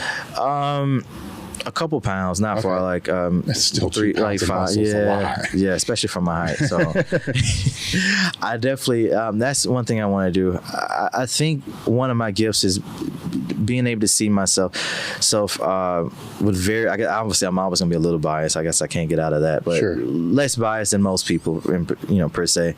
Like when I lose a show, I can usually say, okay, I'm not upset about it. If someone says someone has a better body part, I'm like, okay, I can see that, you know, things of that nature. I'm pretty realistic with how I look, you know, and how I perform on stage. I don't even remember. What are you trying to improve. improve upon? So yeah, right? definitely the size aspect. How though? I mean, just what body parts? Yeah, because you just can't. Everything can't be bigger because nothing's going to change, right? It's going to be the same thing. A lot of people don't know that, but yeah, I agree. So how's the power lifter know that? But a lot of people don't. Bodybuilder, I will get into that, but yeah, body is so weird. Like bodybuilders say this is their sport, this is what they want to do, but they put no time into thinking about the inner workings of it. But yeah, forearms, I think I'm pretty happy with. I'm really happy with my physique, to be honest with you. Yeah. But there are some places where I think I can improve. And the way I look at it is from pose to pose. Specifically, like I think about like my side chest shot. I'm like, okay, I can use some more hamstrings because the other guys have a lot more there. I look at like my front double and my back double, and I'm like, okay, pretty happy with those shots. But forearms and calves could be a little bit better. You know, even though people say those things aren't really judged, I think when you look at a physique or a pose overall, it plays a huge deal. Like in just terms of symmetry, overall. And outside, it's not going to hurt. It's definitely won't hurt. Have you ever heard anybody say the forearms and calves are too big? Never. So yeah, I think my goal is to have a completely symmetrical physique from top to bottom. That's what's helped me quite a bit. Having no weaknesses is definitely something I want to focus on. You know, it's funny. There are some guys out there who say, "Oh, if you have a freaky body part, just go all in on that." And I think you can make a name for yourself as being the guy with the big back or the guy with the big legs. You know, there's nothing wrong with that. You know, Tom Platz did great. But in classic, can you do that? I mean, for a long time, I was known just for my quads, you know, and it gave me, I could make a decent amount of money, like selling like ebooks on like leg programs and things like that. But I think just legacy wise and long term wise, like having your spot in the sport, then having a more symmetrical physique can benefit you, and obviously you'll place better and long term wise once you start to fix those imbalances. So that's my goal. Dexter Jackson, again, he says a lot of things I like to hear.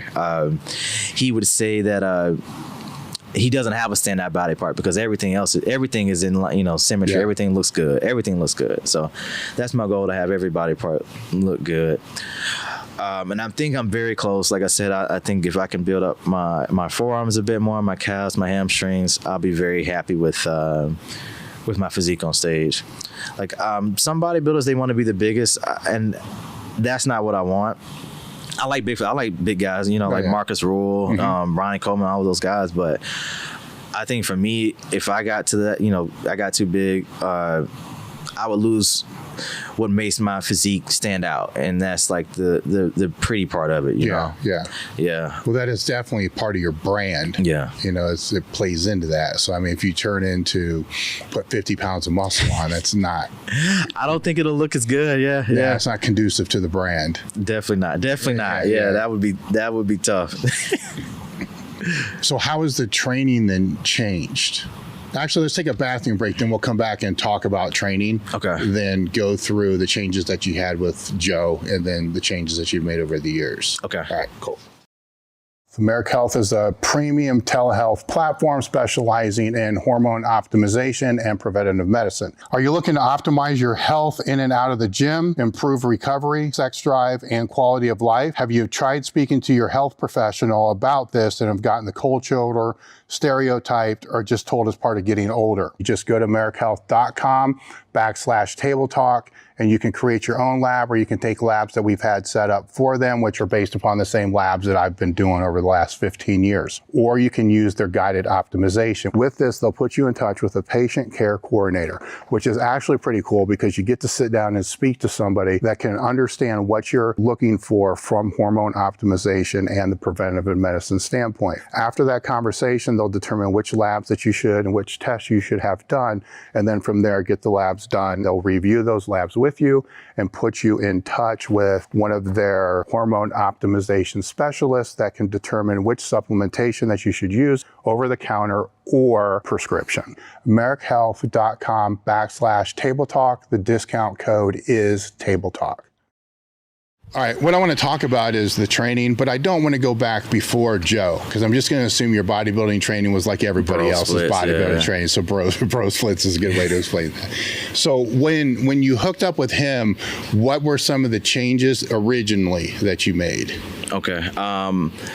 The biggest difference was like learning that pushing myself to failure. Like I realized like there's a mental barrier you kind of have to cross to really be able to get to that point. And my understanding of it is it was a skill I had to build. So like I was able to push myself a little further each and every time I came to the gym, to the point where now it's like it's just easy for me to go in and just push myself maximum effort. It was very simple concepts that he taught me, but like those simple concepts worked, you know.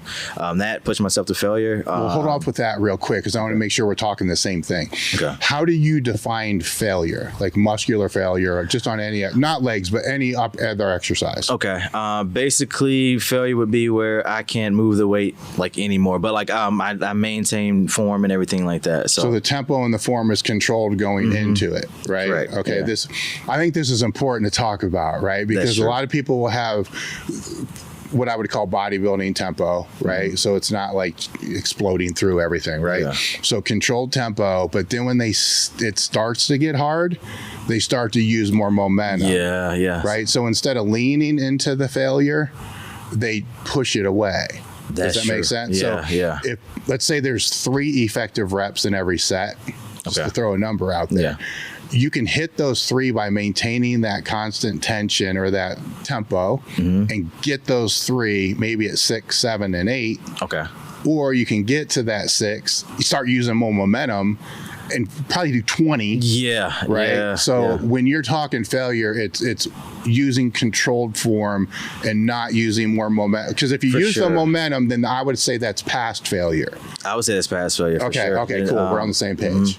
Just maintaining, like controlling every variable, and the only, would be the biggest thing. Yeah. Okay.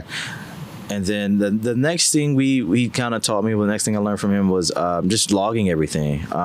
Because what I mentally perceive as being tough and how far I can push myself sometimes don't quite align. So what I noticed is like, more so with upper body is like, I'm like, oh man, this is all I can get, just feeling like this feels heavy, so I'm just gonna stick here. And when I started logging things, I'm like, okay, let me add 5 pounds this week, let me add 2.5 pounds this week. That it always feels heavy, but I'm able to progress on it, So it kind of, I guess, gives me a goal, and I can shoot for that goal, and typically I can, beat that number from week to week. When you're adding that overload to that, how long can you stretch an exercise before you either have to change it or change the way you're doing it? We can do a long time for me, like months. I can see progress. We go by like just simply as like if I'm progressing on one or not. I know some people like to just change exercises based on like a standardized time frame. But for me, I've noticed that I'm able to progress on the same exercise for a long time. And again, like I know some people, I ask them that question, and when they say progress on exercise, they're adding like a plate every time. That's what they think is progress. But I'm like, no, you can add like a pound here. You can add like 2.5. We have like these micro plates. Okay, I got it. Okay, that makes sense. Because I'm like, if you could add if it's just a 2.5 on each side on a barbell curl for a whole year, I mean that's a lot of weight, man. So So that was a big thing. Really just logging, understanding execution, which, when I say execution, like what I mean is proper setup and good form throughout the movement, and mind and muscle connection too, like understanding what you're moving. All those things play into execution. And that was just the biggest difference, and just doing that day in and day out. It wasn't any crazy changes in my split, and even my split did change, don't get me wrong, but I think the biggest thing, biggest factor from what I learned from Joe was just how to perform reps better, Focusing on actually the muscle instead of the movement. Would that be a way to explain it? And I'm always still trying to get better at that. But that's a big thing. Just progressive overload as a concept. It's funny. I applied it with my legs, just subconsciously, because I was like, I want to be like Tom Platz. I want to squat, 525 pounds for 23 reps, whatever it is. So that was my goal. So I would slowly get to that, but I didn't have that same type of goal for any other body part. Yeah. So when I met Joe, my quads are already big, but the rest of me I wasn't using the same concept, you know. So that took a lot longer to get there. But that was probably the biggest things. I mean, I've learned a lot, obviously, about training philosophy and things like that. He's a big fan of Arthur Jones. Therefore, I am a big fan of Arthur Jones too now. Yeah. And got a lot of his concepts we still apply. And I mean, it's crazy that those type of things, you know. Is your frequency high like that, or is it not as high? My frequency is on the body parts we're trying. So like, the interesting thing about classic is there's a weight restriction. So you have to be a little bit more conscious of what you're growing and the relation to it, the speed wise of like how this muscle is growing versus another muscle and things of that nature. So the body parts I'm really trying to improve, the frequency is typically like two times a week, sometimes three. Anything I'm not trying to improve is always one, and the volume is very, very low. Like during the last couple of years where we were trying to get my upper body to grow, my quad volume was very, very low. One working set of hacks, one working set of leg press, and one working set on either like a sled push or a lunge. So like 3 working sets a week. Yeah. And that was enough to maintain, you know, what I had. Yeah. I'm laughing right now because I'm thinking when you came out to train with John, you have to be thinking, what the hell? Yeah. I was lucky because I knew him beforehand. Like I knew how he trained, but yeah. Because that's vastly different, right? Because that's more of a higher volume, a little bit lower on the intensity side. For sure. Right. So it's funny, every time I would come out to train with John, he was like, "You're really strong." I'm like, "Yeah," because I'm always rep ranges are low, progressing all the time, and I know his training's a lot different from that, like volume wise. Definitely like the amount of sets we did it was difficult getting used to every time I came out here, but I felt pretty good about how far I could push myself when I would come out and train with John, because like you said, the intensity was a little lower. You know, one of the things that style of training that you're talking about gets a lot of heat on is, you know, it's gonna, you've heard it all, it's gonna tear you up, it's gonna beat you up. But I think where the misconception is there is when you're controlling the tempo and you're just not, I call it muscle fucking thing. If you're not just muscle fucking lifts up, right? And then you're eliminating any of what, for sure. I think I can argue to the fact that it's actually safer, and I'll use a lot of those, personally, I'll use a lot of those type of principles with powerlifters that I'm working with, because after the first, say the first movement is the main movement, right? So it's their skill lift, the squat, bench, deadlift, whatever it is.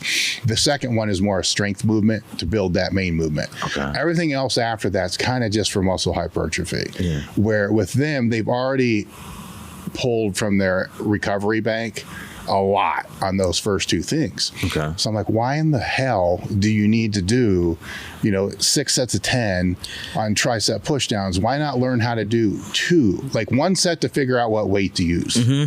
Then maybe 1 or 2 more sets, really good. And then you're done.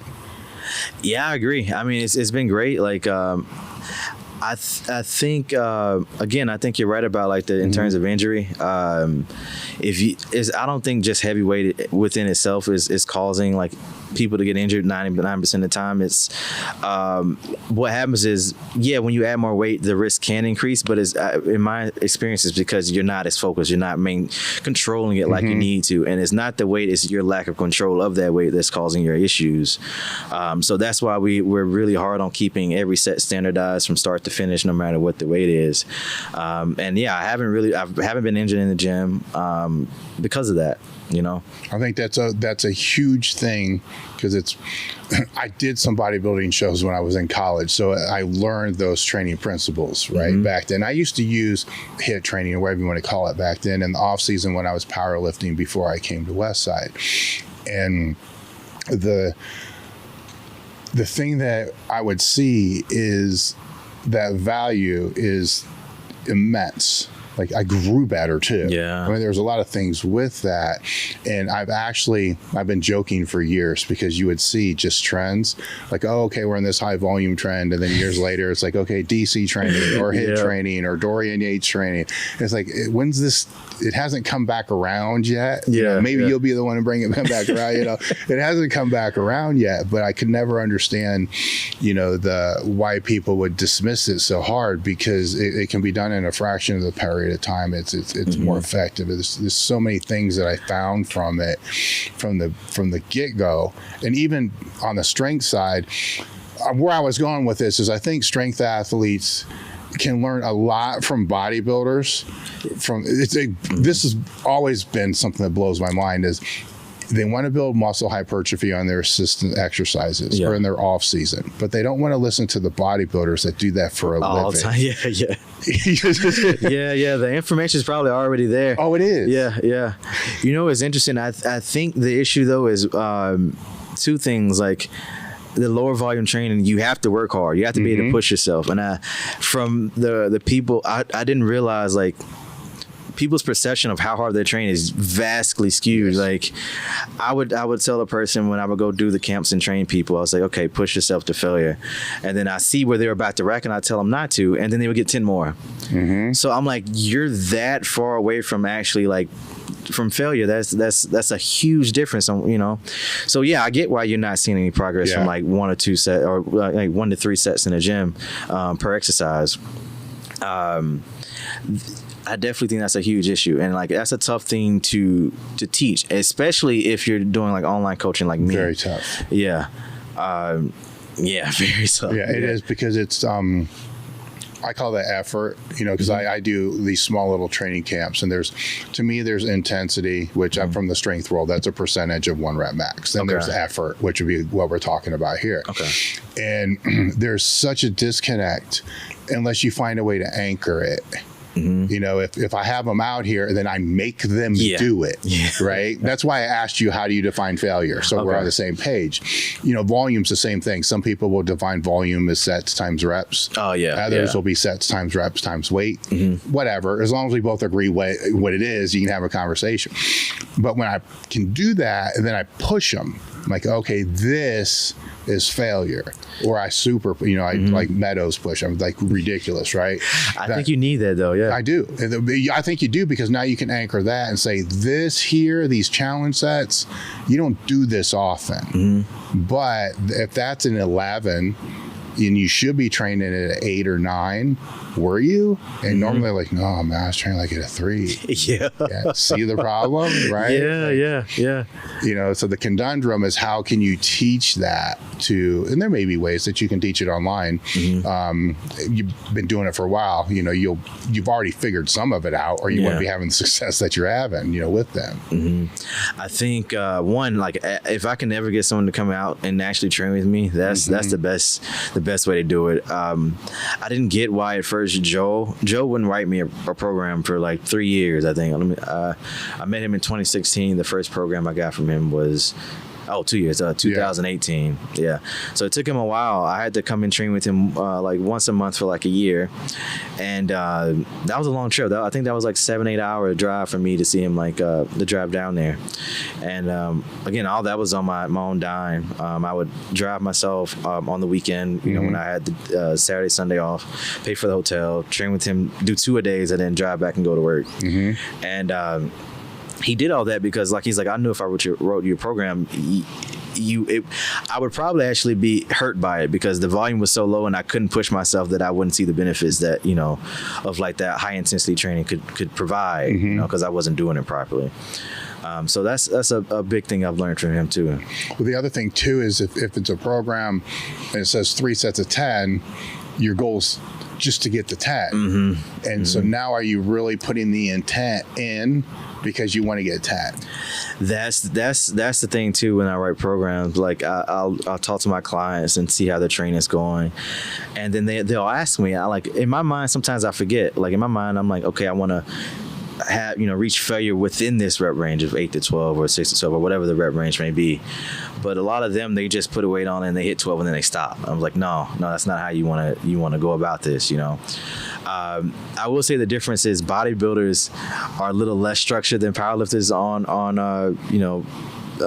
for the most part. On training, yeah. I would say for sure. Different, for sure. Yeah. Actually, I got ripped apart because I said the training part is simple, and it's the internet, right? So for sure, it gets misconstrued because they think I'm saying bodybuilding simple. Like, oh hell no! There's so many variables with that. I mean, as far as the structuring of that compared to it is a lot simpler. Powerlifting, and I can also make the statement that powerlifting is way more simple to do the training programming than track and field. Or football, right? Because now there's more variables. It stocks in there, but what changes though with bodybuilding is the intent. Of the movement. I think, there's people that are going to disagree with what we're saying, right? But I don't think they're right, but which is why there's a disagreement. So as you were going through that, how quickly did you notice changes? So again, like going back, 2000, got my pro card in end of 2014, did my first pro show in 2016, only gained 2 pounds. So 155 to 157. With that first true off season I had with Joe, I went from 157 to 175 within a year. So I was like, okay, that's a big difference compared to like the progress I saw, by myself with taking, that first year and a half. So it was a pretty big jump for me, from 2 pounds to 157, was that 7-8 pounds? In a year? Yeah. Yes. So I was like, that's a pretty good jump in size gain. So that's why I knew right then and there. I was like, okay, there's something to this. That's stage weight jump. Yeah. That's a lot. So, and then the next year, 175. I haven't gained quite as much these past 2 years. I've been a little sad about it. Slowed down again. The highest I've weighed on stage was 179. What was the jump when you took the year off? That was a jump. That's when I made the. I mean, I had been doing some training with Joe, and I started growing. But like, the year I took off, that's 20. Okay, it's a little. Yeah, I know. But the year I took off was 2019. That whole contest season. During that same year, that's when I moved down to Tampa to train with Joe like daily. All right, so there's a lot of variables changing. Yeah. A lot of variables changing. Yeah. So that's when I moved down with him, and that's when I had the biggest jump that time off. That's when I first got with John too. So moving down to train with Joe and transitioning working with John. Yeah. Well, it's significant because I don't know where I saw the video, but it was showing your physique. Over each year, it's like improvement, and then fuck. It was big. So now it's going to be, hopefully fuck again. I'm excited. Break again because obviously it worked, right? So that was as I was listening to some of the podcasts you were on. That was some of the things I'm like, what the fuck? Like,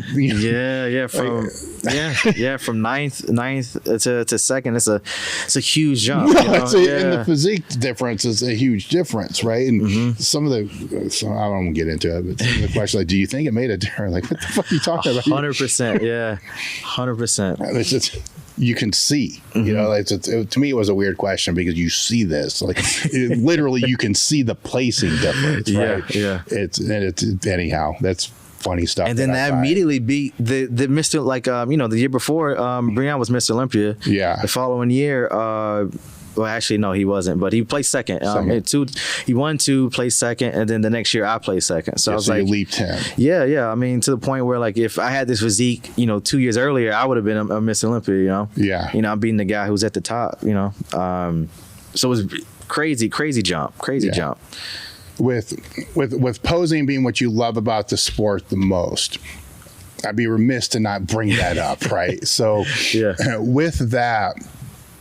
some of the questions I have is just being an onlooker to the sport looking in is your posing routines obviously are above what other people are doing. It's obviously you're putting all that time into that to be able to do it. Is there a risk? Let's say you take this time off now and then you come back and let's say you change the music structure. So you go from, the Survivor type thing to something like metal. Yeah. Is that too big of a risk to do a change like that? I thought so for a while. I was really nervous with the posing thing for a while.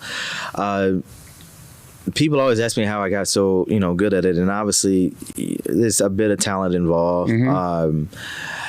But I think just the amount of time I spent doing it, I would honestly probably spent so much time working on my posing that it probably to a certain degree negatively impacted me putting on muscle, because I would spend an hour after the gym just posing. So I would have this long gap between eating, so things like that. But I think that's the biggest thing. I totally agree with that old saying, to be an expert in something, it takes 10,000 hours. I know the number isn't completely accurate, but I do believe that the more time you spend doing something, the better you'll be. And if you can put in more time evolving a skill, then typically you're going to be better at 99% of people at that thing. So that was the biggest thing. So when I did the Survivor routine, that was what I'm known for.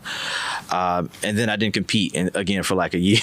So I went out on this high. Yeah. And it was the first good one I did, to fans. And then I'm like, oh crap, am I going to be able to do better than this? I just put all this pressure on myself, unneeded pressure. But so I kind of played it safe for a while, but doing that same style of music. Still haven't done any metal. I got some metal songs on my playlist I might want to do. Yeah.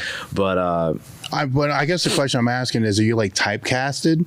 Oh no. So I didn't want to be. So what I did was the song I did at the Arnold this past one, the slow song, I wanted to branch out and see if this would be something good. So up until the point I had done all those, I call them movie trailer songs. Yeah.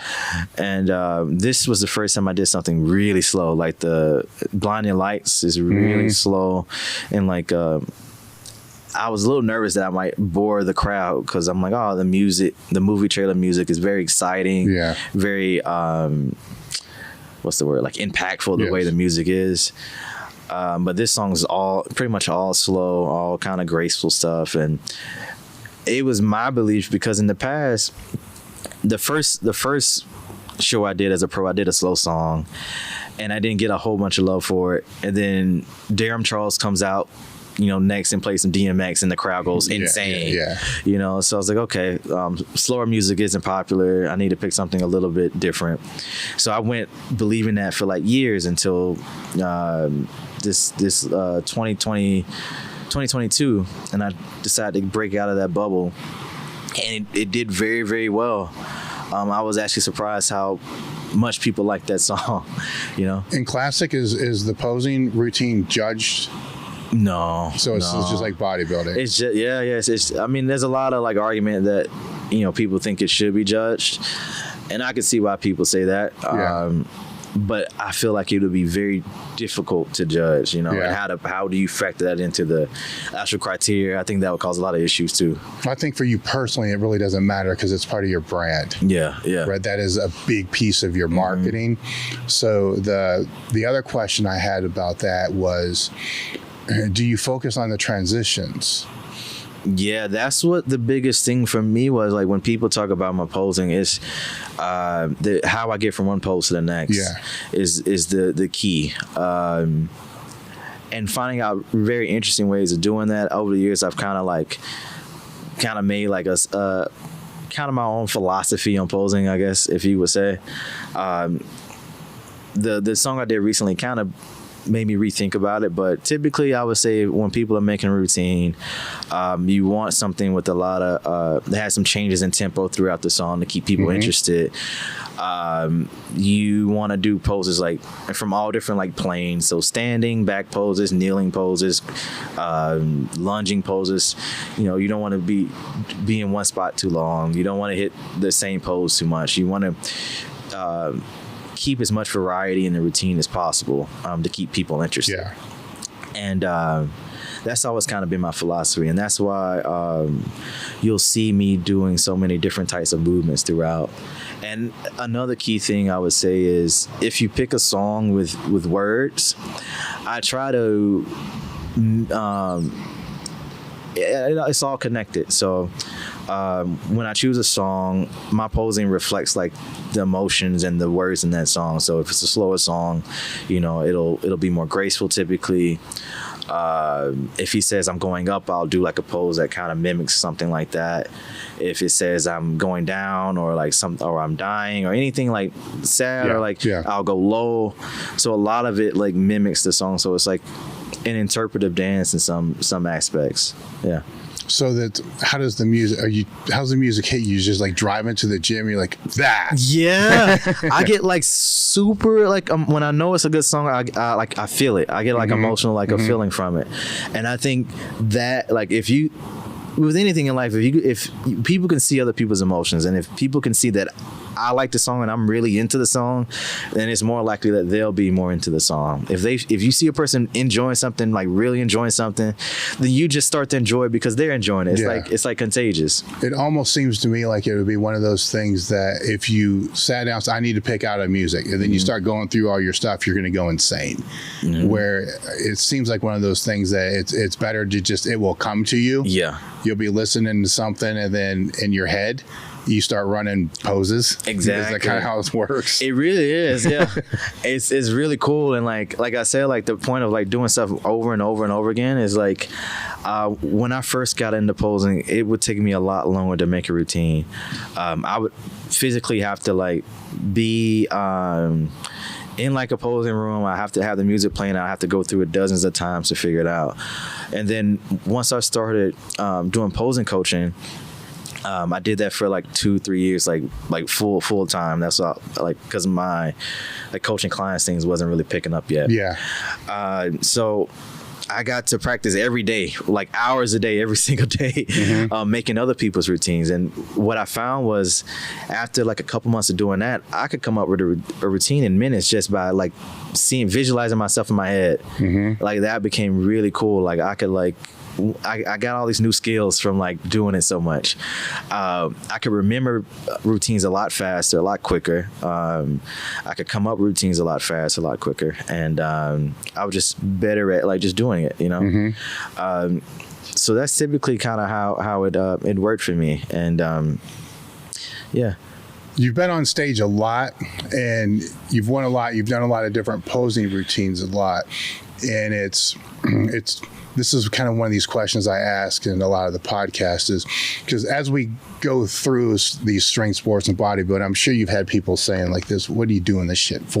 You know what I'm saying? There's a lot of pushback. Like, you're not going to remember this when you're on your deathbed, is like one of the statements that I would hear more frequently. It's like, you know, when you're on your deathbed, the last thing you're going to be thinking about is this bodybuilding shit or this powerlifting stuff. And it's not true, because I've kind of been there, and I did think back on certain things. If right now, when you think back on your career, what are some of the highlights that stand out? It could be on stage or it could be in the gym, but it would be those things that if you were to die tomorrow and you're like laying there and you're thinking about what you did, what are some of those big moments personally? Well, one of them is definitely that time in El Salvador. Yeah. With Betty and William, rekindling what I had. Another is my first Arnold. I didn't win that one, but that was really emotional because I went into that show like thinking like, you know, this was a show me and Matt had planned on doing before he passed. And I had noted I wanted to go in that one and win it, obviously. I didn't, which was really hard for me. But I got a really positive reception, even more so than the winner. After that show, people, like Mr. That was the first time ever other past Mr. Olympia said, "Congratulations, you looked awesome." Like Brandon Curry, Sean Ray, even Lee Labrada, my favorite poser of all time. He spoke with me, and that meant more to me than anything. That instance there, like having people that I respected, like say something positive about what I've done. Outside of that, I would say my time when I had like gyno surgery and I couldn't train for like a couple months, I think, or like a month. And so during that time, I was just reflecting on what I've done so far. But I was still going to shows and like chatting with the up and coming athletes. And again, I'm not old. I'm 29 now. At the time, I was like 28 or 27. But again, I've been in the sport since, like a decade now. So I've been in it for a while. But just seeing the impact I've had on like a lot of these pros already was made me feel really good. It felt like what I did, made a difference, to an aspect, and obviously placing, winning the Arnold, that was another big thing. It was tough too because I had all these deaths with Matt and with John, and once I finally won the Arnold, I felt like a relief. Like I felt like I could, especially with Matt, because I couldn't, I didn't have any closure. I couldn't afford to go to his funeral or anything like that. So I would literally like cry every time I competed for like a year. And then that show, that's the first time I didn't, because I felt like I did what I had set out to do, and that chapter could be like have a nice ending, So those have been some big things in my life that have made a difference. And obviously coming up here, like John allowed me into his household, and like he was so open. He showed me how, like, I like how open he was with, like, he showed me how much money he made and how much, like, how he would do certain things in his business. And I'm like, holy crap, like this is really cool, Yeah. I've never really had like especially in bodybuilding, I've never had a mentor like that. When I first got in, I think because one, I was a lightweight, lightweight typically don't do anything in bodybuilding. And I wasn't really given that love. Like, if you're a super heavyweight, as soon as you join, all the other bodybuilders are usually like somewhat helpful. You're like you have that respect from the get-go. But for me, there really wasn't much of that. And then obviously I was doing one in Classic, but Classic was such a foreign thing for the guys who were veterans. They still weren't very like helpful, Yeah. So finally having that person that kind of showed me the ropes, like, oh, this is how much typically sponsorships, you get. This is how much I charge for this event. I had someone I could call to ask questions to finally. And that that was a big deal for me. Now, on the flip side of that, what are some of the memories that are terrible? Oh, man. I remember I was competing against Durham Charles the first year, 2016. Like I said, he beat me the first time. He placed second. I got third. I beat him the following week in Tampa. He beat me again at the Olympia. And then we competed another time in Miami that same year.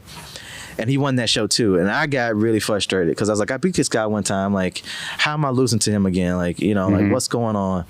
And that was, I'm usually not super frustrated with my placings, but that was the only time I've been really like irritated. And I kind of get out of that because my mom's always at my shows. Yeah. And I don't want to be a dick around her, Yeah. So I do my best to just like not have that, not be like that, and you see it all the time where bodybuilders get pissed, and then like the ones who get the worst of it are their family members or their friends, you know, and I don't want to be that type of person. So that was one that really stood out to me. Other times, me and Daniel always talk about this, is one other thing that really irritates me is like how hard it is for him to get a video pass or like a media pass to the shows. Because to be quite honest, I know, right? Even now, like it's really, really hard. And I'm like you guys typically, there's not a lot of coverage that you guys give us back. Like I would like to have something, and if you guys don't want to pay for it, you guys don't want to do it, I'm more than willing to pay that media pass and have my guy be there, but it's difficult, it's very, very difficult. You know, I feel like sometimes like maybe I don't know the right people or anything, you know, something like that, because yeah, it's really hard for me to get some access to certain things, and I'm like, oh. So that's another thing that really irritates me, is like trying to grow my brand, because obviously they're not gonna do it for me, you know. You know, those days where bodybuilders could just sit around and the magazines would pay for everything and do everything, that's gone, you know. So that's another thing that really irritates me. I don't know if that's bad though. Right? It's not. I wouldn't say it's bad. I mean, there's goods and bads of every single thing, for sure. Yeah. And I definitely think that it's probably for me better that I have the opportunity to grow my own brand outside of, you know, just a magazine. So. Yeah. I mean, there's pros and cons, because the way that I saw it all play out, because, you know, I'm pre-internet, right? Yes, Jesus Christ, you know, what the hell, is magazines used to tell your story for you, but they controlled the narrative. You didn't. Right. So who knows? Like, so what people would read in the magazine, hell, while you were reading in the magazine about Dexter, that could have been him writing it. To me, it probably wasn't. No, you know, it's whatever they wanted to portray, which is him not telling his own story, which is great if you suck at telling a story. For sure. Right? But then they get to handpick who they want to tell that story to, which isn't based upon placing. It's based upon marketability, who they think can sell more magazines, stuff like that. Yeah. You know, social media changed that to where now anybody can tell their own story. But the negative of that is that best storyteller may not necessarily be the person that even competes. Yeah. So it's, what's the lesser of two evils would be one way to look at it. You know, I would tend to lean more towards let the athletes control their own narrative, right? Instead of the other way around, because then you're just a puppet, you know, and that would, granted, it might be more money, maybe, you know, but now you are on command.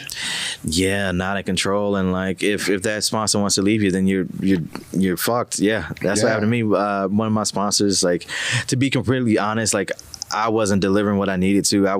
I didn't.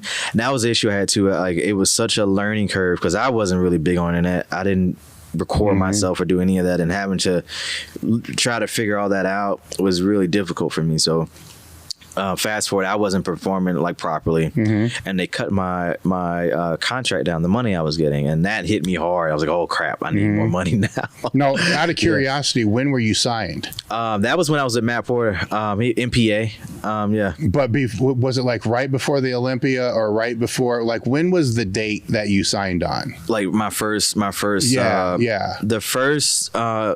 so the first sponsorship I had was really early. It was just a local supplement company. I mean, basically I was kind of big. It was a smaller town, so I would get free supplements, and I would just post about them, you know. Very easy.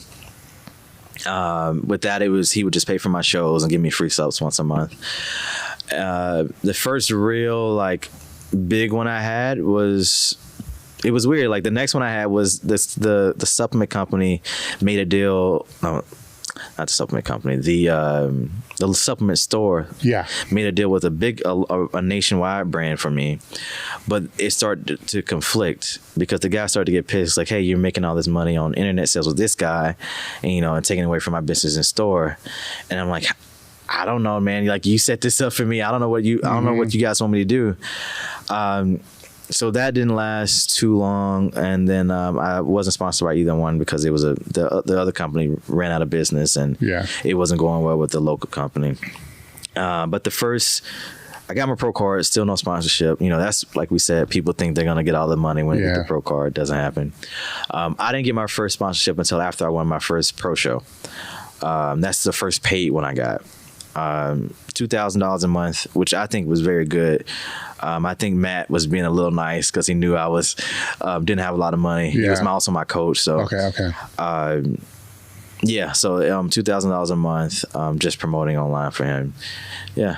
All right, well, the reason I ask is there's one thing that I've seen in that industry that I always kind of thought was pretty shitty, you know, and I kind of get why it happens, but it's like they would sign the athlete like a week before the Olympia or a week before the Arnold, right? So as you're prepping for this major show, you're also stressing, because you don't know if they're going to re-sign you or not. Yeah. The freaking week before. Yeah. Like they couldn't do it. They can't make it 7 days later. It's like, I don't get it. I've been lucky not to have something like that happen, but I have had certain things where I made mistakes with, like getting into like contracts that were too long. Okay. Yeah, so that was a big deal for me. I think in 2019 maybe, or maybe 2018, I signed with Steel, and great guy, John Hood, but he was smart. He knew that I was gonna be going places, so he set me to a 2-year contract, and then I start to do very, very well, and then I'm stuck in this contract where I'm not making that much based on 2 years ago where I was in the lowest point in my life, like that year off, and that was that was probably the biggest mistake I made, like sponsorship wise. Yeah. So this is stuff that you guys aren't talking about within each other. Yeah, I mean, my goal is, and if I'm told if someone else wants to do this, go for it. It's needed, but I want to make like an ebook, like kind of like my experiences like in bodybuilding and what, so people can like have an idea of like what to do, how to do it. I definitely think that's needed, like some type of like guide, like guidelines to pro bodybuilding or something. Well, I mean, there is no playbook, right? Yeah. And it's in other sports, professional sports, I wouldn't say there's a playbook, but there's people helping. For sure. To be able to help navigate. I think big thing is people are so like focused on themselves, because one, everyone's probably still learning as they go, to be honest with you, and two, they're coming from like a perspective of like scarcity, like there's not enough resources out there for everyone, so if I help this guy, then that's going to hurt myself. I think a lot of people come from that viewpoint, and I don't think that's the case, to be honest with you. I think very often the more we're able to uplift like all our peers, the more they help everyone in the industry. Like one kid I really like is Urs. He's a new kid coming up in Classic, and how he's one that's really, really living that lifestyle of helping others, going around learning as much as he can, giving back, and even I've seen how quickly he's been able to grow from it, So he'll help me sometimes. I'll help him with certain things, and I think long-term wise, that's the best way to grow the sport, is like athletes helping other athletes, because again, like if I teach them like, okay, this is like typically what I get for sponsorships, then it'll slowly start to creep up, in my opinion. People will start valuing themselves more, or just even more realistically, like you said, sometimes they're not worth what they're trying to ask for. I see that too. Well, I think the conversations have to happen amongst those athletes, because there's the other variable that we're not talking about with all this is when you're doing what you do at the level that you do. A lot of you, maybe yourself included, maybe not now, but maybe earlier, are willing to die for what they're doing. For sure. Right? This is the number one priority. Like, I don't want to fuck with this shit. I just want to bodybuild. And that's how you get to that spot. Right? So it's going to be very hard for somebody that's locked in that mindset to even want to listen to somebody else that's not locked into that mindset, because you're going to be like, dude, you don't fucking understand what I need to do. And that's the tough part, because like with basketball, football, all these big sports, they can literally just focus on the sport and they'll still be a millionaire. Like they'll still have a ton of money, no problem. But if you literally just, even if you're just Mr. Olympia, you're gonna make money regardless. But the level of money you can make just being an athlete versus like understanding a little bit about business and how this stuff works is vastly different, in my opinion. Because I would say, I definitely agree that John probably made more than a lot of bodybuilders, and probably some Mr. Olympias as well. Oh, he did. For sure. And that was because, and now we're getting into this conversation. So, and now we're getting into a different conversation, that when when he was training for his pro card and I was training with him, you know, it was about turning pro. You know, so the conversation that we'd have is that is your Olympia. You turn pro, you're done. Yeah. Right. There's no reason to keep doing this. And my point to him with all that was, look, because muscular development used to have a popularity list. Yeah, I remember. Right. Yeah. I'm like, look at your popularity right now. Yeah. You are more popular than 99% of all the other bodybuilders. You're making more money than 99% of all. This isn't about money. This isn't about popularity. There's nothing about turning pro that's going to help you, your family, anything. The only thing about turning pro is going to hurt, you know, your business, your family, and all this other stuff. So there's no reason, you know, after that for you to just keep continuing on. And this was one of the big arguments we had. is after he turned pro that, you know, he wanted to keep going, right? Yeah. And if it wasn't for me speaking to Mary, and because that was then it was a travel thing for him. Yeah, I'm sure there's an ego thing too, right? So I'm not fucking stupid, you know. But because she was supportive of it, and it was like the kids were a part of it, you know, it was. I'm like, cool, whatever. Okay. It's different, right? But man, I was madder and shit too, because it's like because I'm looking at it from more that business side, you know, which he's trying to develop at that same time too. I'm like, there's nothing positive here that's gonna help you. It's only gonna get worse, because are you gonna win? You know, yeah, I see what you're saying. Yeah, right now they're following you. What's the end goal here? Yeah, you're the ultimate underdog, right? Everybody's rooting for the underdog. You're the underdog. Then you finally get what you want, man. Bow out. You know, that's sure. The height of popularity there. Run with that. Now you go back in, you're not going to be the underdog again. Yeah. You're already there. You know, but there's still, you know, as Rocky said, there's something in the basement or whatever the hell you want to call it, right? It's him and his Rocky shit. But so there was that. But that is what you're saying is a huge component of all that is, and now I think where a lot of the frustration is, you have people that don't compete at all, you know, that are doing that. And then there's that comparison there where you still want to do what you do because you're paying dues, right? In a big fucking way, taking risk. You're doing all these other things in a big way, and it doesn't comprehend.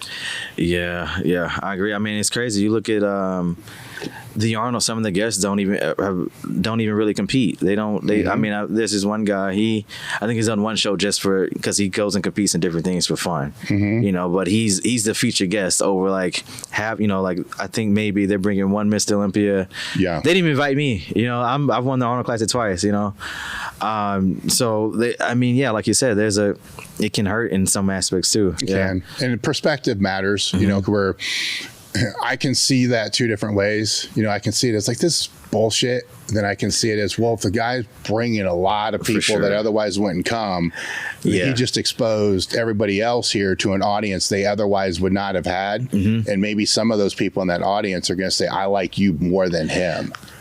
And I agree. You know, it'd be like The Rock coming in. You know, people are going to come to see The Rock, but maybe they meet you like, man, you're a fucking awesome guy, you know? So there's given to his perspective, right? Yeah. I don't want to say, where do you see yourself going in the future? Because that should be self-evident. And that's one of those other questions. It's like, this is stupid. Like, I don't like people ask that. But business-wise, you know, where would you like to see your coaching thing go?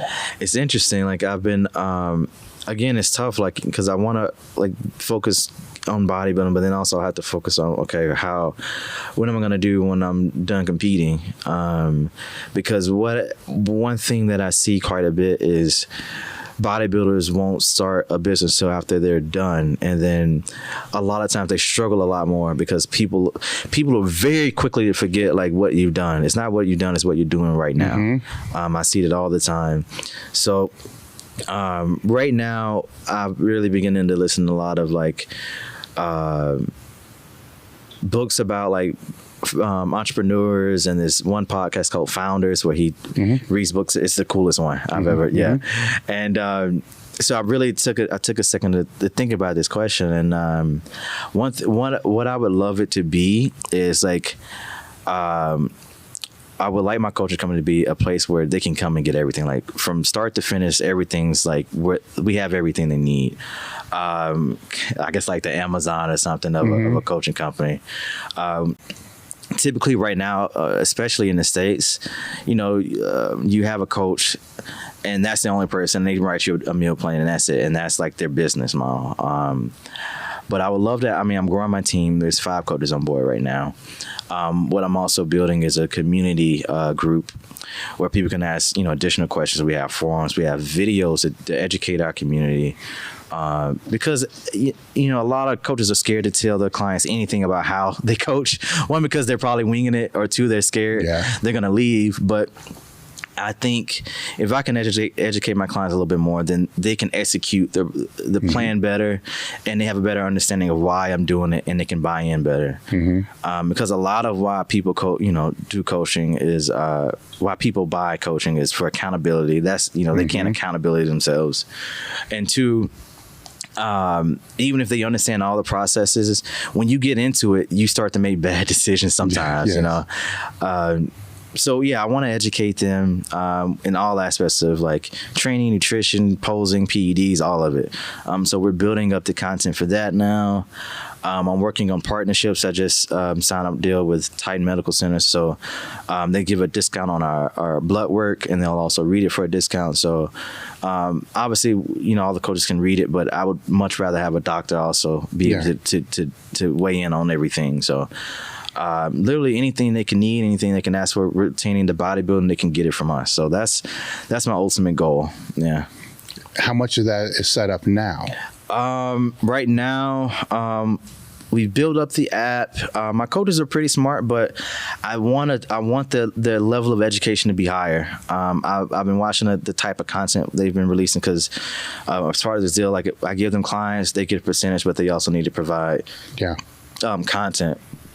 One, to kind of build their own name, because what's difficult is sometimes people just want to work with me, and they say, hey, you should work with this coach, and they don't know this person. And so if they can build up their own name, more likely to retain people.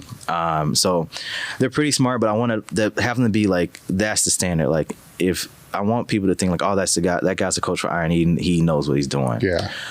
So in the moment, I'm paying for them to do more educational content to level that up. Actually, a guy in Ohio, Austin Stout, he's mentoring a lot of our people here. Outside of that, what we're going to focus on a bit more in the meantime is I have like 3 of the best posers. Obviously myself, and then the 2 other guys are really good. So I'm going to focus on pushing that a lot more in the meantime. So to really build up our clientele base and customer base in a sense of, if they work with us, let me start over. So working on the posing thing with the community I said we have. So they'll join our community on the aspects of like learning about posing, and we'll be that center. And then once next year, hopefully I want them to be at that point that I described, where they're like, they know everything, the ins and out perfectly. So then we have this big community already based up on posing. And then we start to implement more of telling them like, oh, coaching stuff, like this is nutrition stuff, the training stuff. We start to expose them and tell them like, hey, this is what we know in this regard. And then we can kind of take up a big, we have all these leads already that follow us. And then I can start to tell them this, like, hey, we actually know our shit about training, our shit about PDs, all of this. So that's the big thing I want to do. I would love to have like, posing trunks and stuff like that, but I don't think that would be a huge market for us at all. I think just partnering with a company and maybe getting something custom would be better. And in the meantime, so while they're learning all this stuff, what I want to do too is just build out the educational content. So like the site I use, there's a place for courses. So we're gonna I want to have it more structured as well. So kind of like what John's Mountain Dog website, not to the extent, because he had so much. Maybe one day, because I know that took time, but I would love to have my company be an education place, a place to bring out the best athletes. We're doing our first seminar at the end of this month. I'm really pushing them. because I really think they need to level up, and I feel like we've been kind of going slow. I've been not the best leader because I've never had to lead this like a group of people in learning stuff. So we're doing a posing seminar. They're also doing PowerPoints on training, nutrition, and stuff like that. And I just want to have like everything people need, bodybuilding wise, they can come to us. I'd push back a little bit on the leadership thing, only because one of the things that you said in the beginning of that discourse that you just talked about with your company was you're holding your coaches to a standard, right? I know a lot of people that have, online training companies, personal training companies and all that, they don't do that. Right. And that was the first thing that you said. Yeah. Right. Which that's a difference maker in this industry, because if you can constantly keep those coaches to a standard, and right now you don't like where it is, but I bet it's still better than most, right? That's probably important to say, right? It's probably better than most, but you want to keep leveling that up on them. That doesn't happen. Just, the industry. Yeah. Tell me, well, no, don't. But I don't want to call people out by names, but, very rarely do you see that actually being a value that's part of what that structure is. For sure. Well, I mean, I know that I realize they're a reflection of me. And especially with me being more of like, I have my own brain within itself, like them fucking up could hurt me way more than like a different person. And I think I definitely think that's very important. And then that too, I think, retention wise is always important. Like a lot of the people at my level, they make a lot of money just based, they get a lot of turnover, but they make a lot of money just based on volume of people coming in. And I don't want that, I've seen other people where they run that model and it doesn't last. Like they make a lot of money very quickly, but then they're not doing it anymore. Like there's a couple like just social media famous people, bodybuilders out there, you saw that used to have this coaching program, then they honestly didn't coach these people, but then they don't have that program or that camp anymore, because people quickly realized like the information they gave out sucked, and they left, and then they told all their friends don't join, and now you don't have anyone, so that referral model is important. I think that's big on how John, built his brand, like referral system. Yeah. Well, it's the referral system, and then there's the lifetime value. Where if you're going to go the route that you were just talking about, you better hope you hit it really, really, really big. Yeah. Right. Because there's not going to be a high lifetime value, and then you either need to figure out how to reinvent yourself to do that again. Right? You're right. Yeah, that's what they do. That is what they do. Or you're just done. And most of the time, it doesn't hit as big as what they think it is. Where kind of that under the radar, like how can I keep these same customers for a longer period of time, and can I provide more value to them through other avenues, increases that lifetime value. Exactly. I definitely think they're thinking short term. Yes. Long term wise, I spend a lot of money like training these guys up and like getting the systems in place, but it's my belief that long term wise we're gonna be one of the people that last because of that.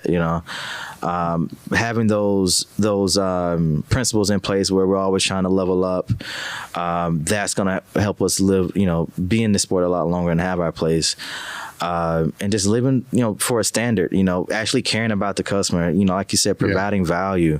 I think that's number one. That's what I really want to focus on. Like I wrote a whole plan for this year, and like I was like, how can I improve what we offer to the clients, and I'm always asking that if we have someone leave, I'll hop on a call with them. I'm like, hey, what can we do better? What did you like? And I found that to be very, very helpful. Even now, I feel like we're offering a lot of cool things that a lot of people aren't.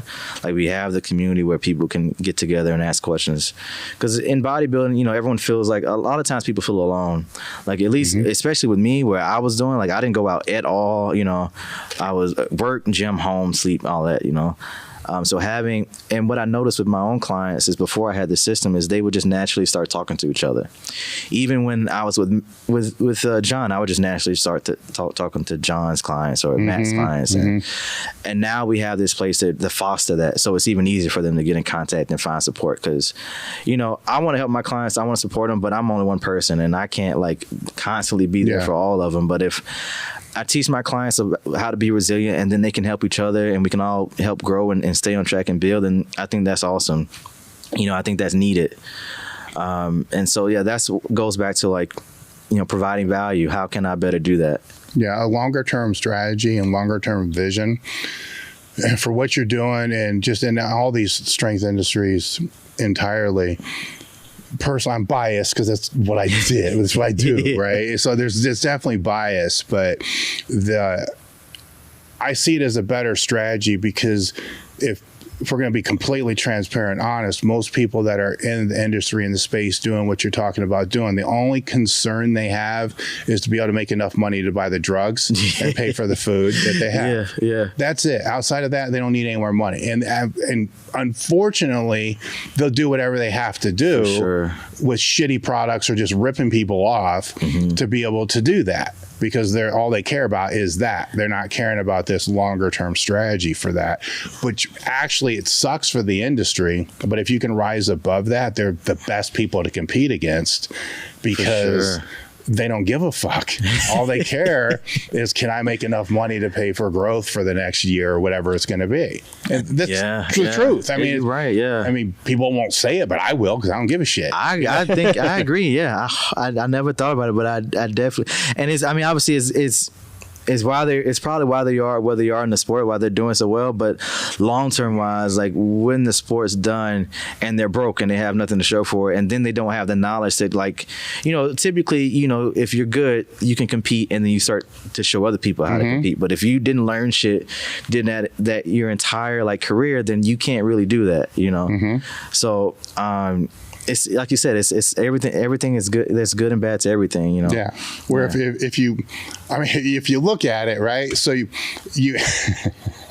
yeah, I'm going to go here. Geez, okay. All right. If you look at it, you have this sport that's a professional sport that once you turn pro, there's no real revenue. It actually costs money, and then there's expenses, food, and then there's drugs, right? So there's food, drugs. So there's all these expenses, but most don't work, right? So how they have to eat, they have to take the drugs. Like, where are they getting the money for that? So they're either selling drugs, ripping people off on personal training, doing OnlyFans, or some gay for pay for shit. Sure, yeah. That's what it is, right? And so as the consumer, right, out there, that's one way to vet. Really quick is to say, who's legit here, who's not, just kind of based upon that. Now there's other people that a lot of them have jobs. I mean, I'm making big assumptions here that are not true at all, but some of the, probably half is true. Well, no, for sure. Yeah, there's some truth to it for sure. I mean, especially the ones that aren't working, they're usually like having a hard time, making ends meet. Yeah. I remember just a couple of years ago, there were so many like GoFundMe accounts with bodybuilders. Because all that money went towards bodybuilding, and when life happened, they didn't have anything, any savings to pay for what they needed. Not even just basic insurance. Yeah.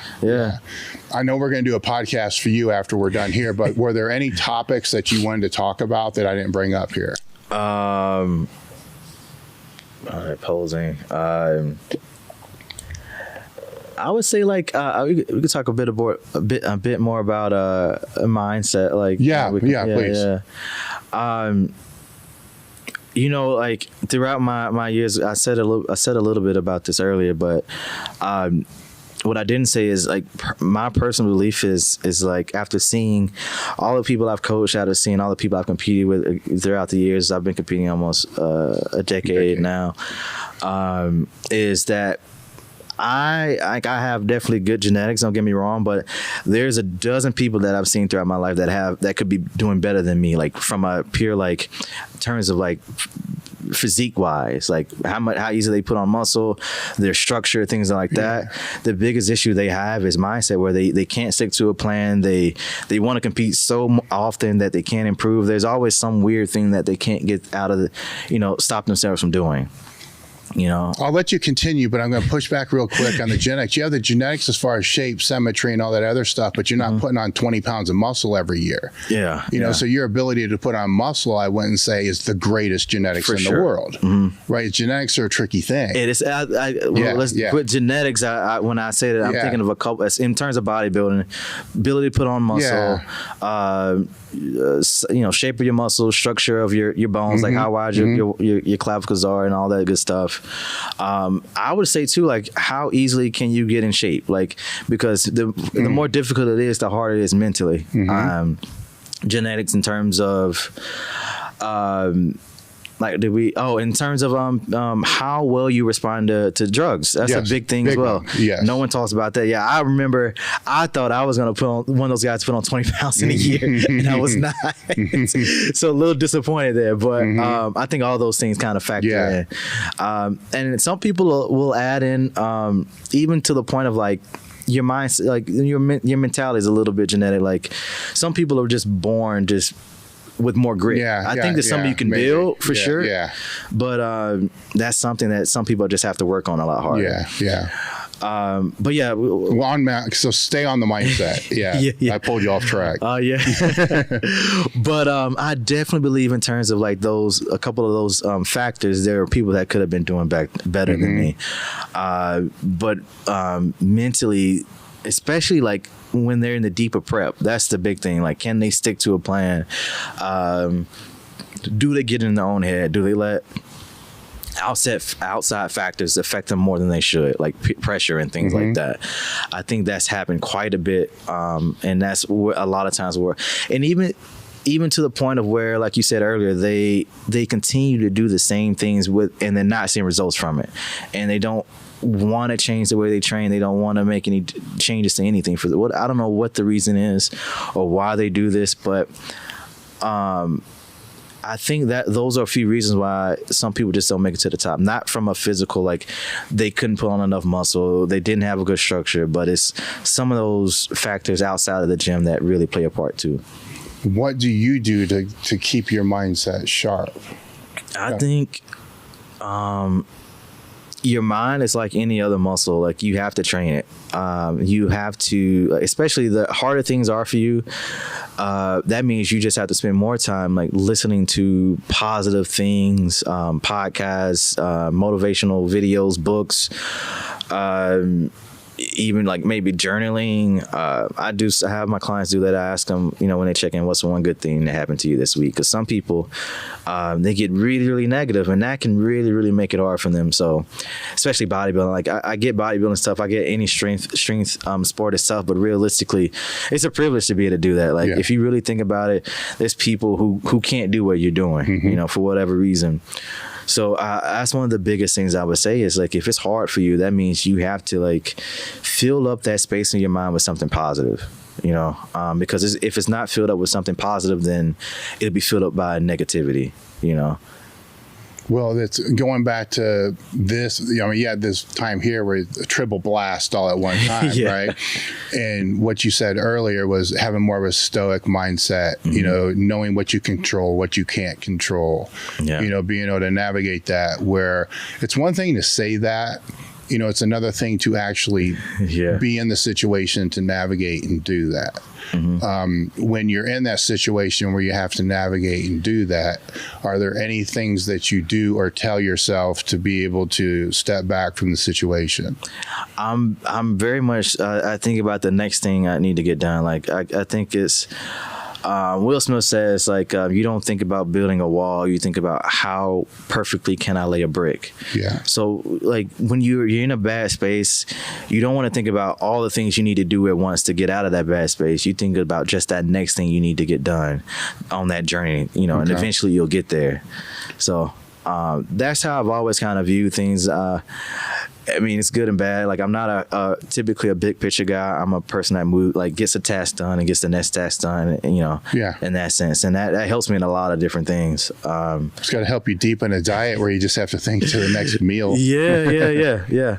So I think that's one big way they can kind of get through things. It's like, okay, I may not know how I'm gonna get out of this situation, but I know how to do this next task. You know, I know how to get out of bed. I know how to get on the internet and look for a job or whatever it may be. You know, just break it up.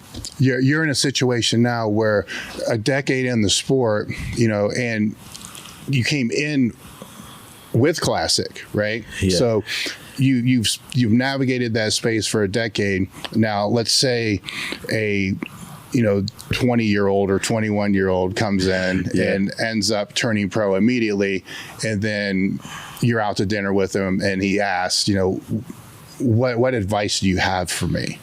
Okay. What would you say? It's tough. You're not laying out a whole playbook because you already know they're not going to listen to most of the shit you're going to say. I would say very quickly, if you could find a way to monetize what you're doing to some extent, you know, just, you don't have to, it doesn't have to be the focus, obviously, and I don't think it probably should be the focus in your early 20s, you know. You should enjoy what you're doing.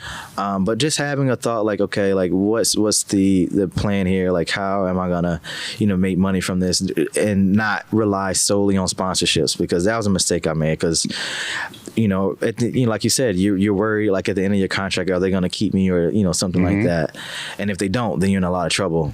And I see this quite a bit where some people compete a lot longer than they want to, because that's the only thing that they have, you know, because if they quit, then they're broke. You know, they haven't planned.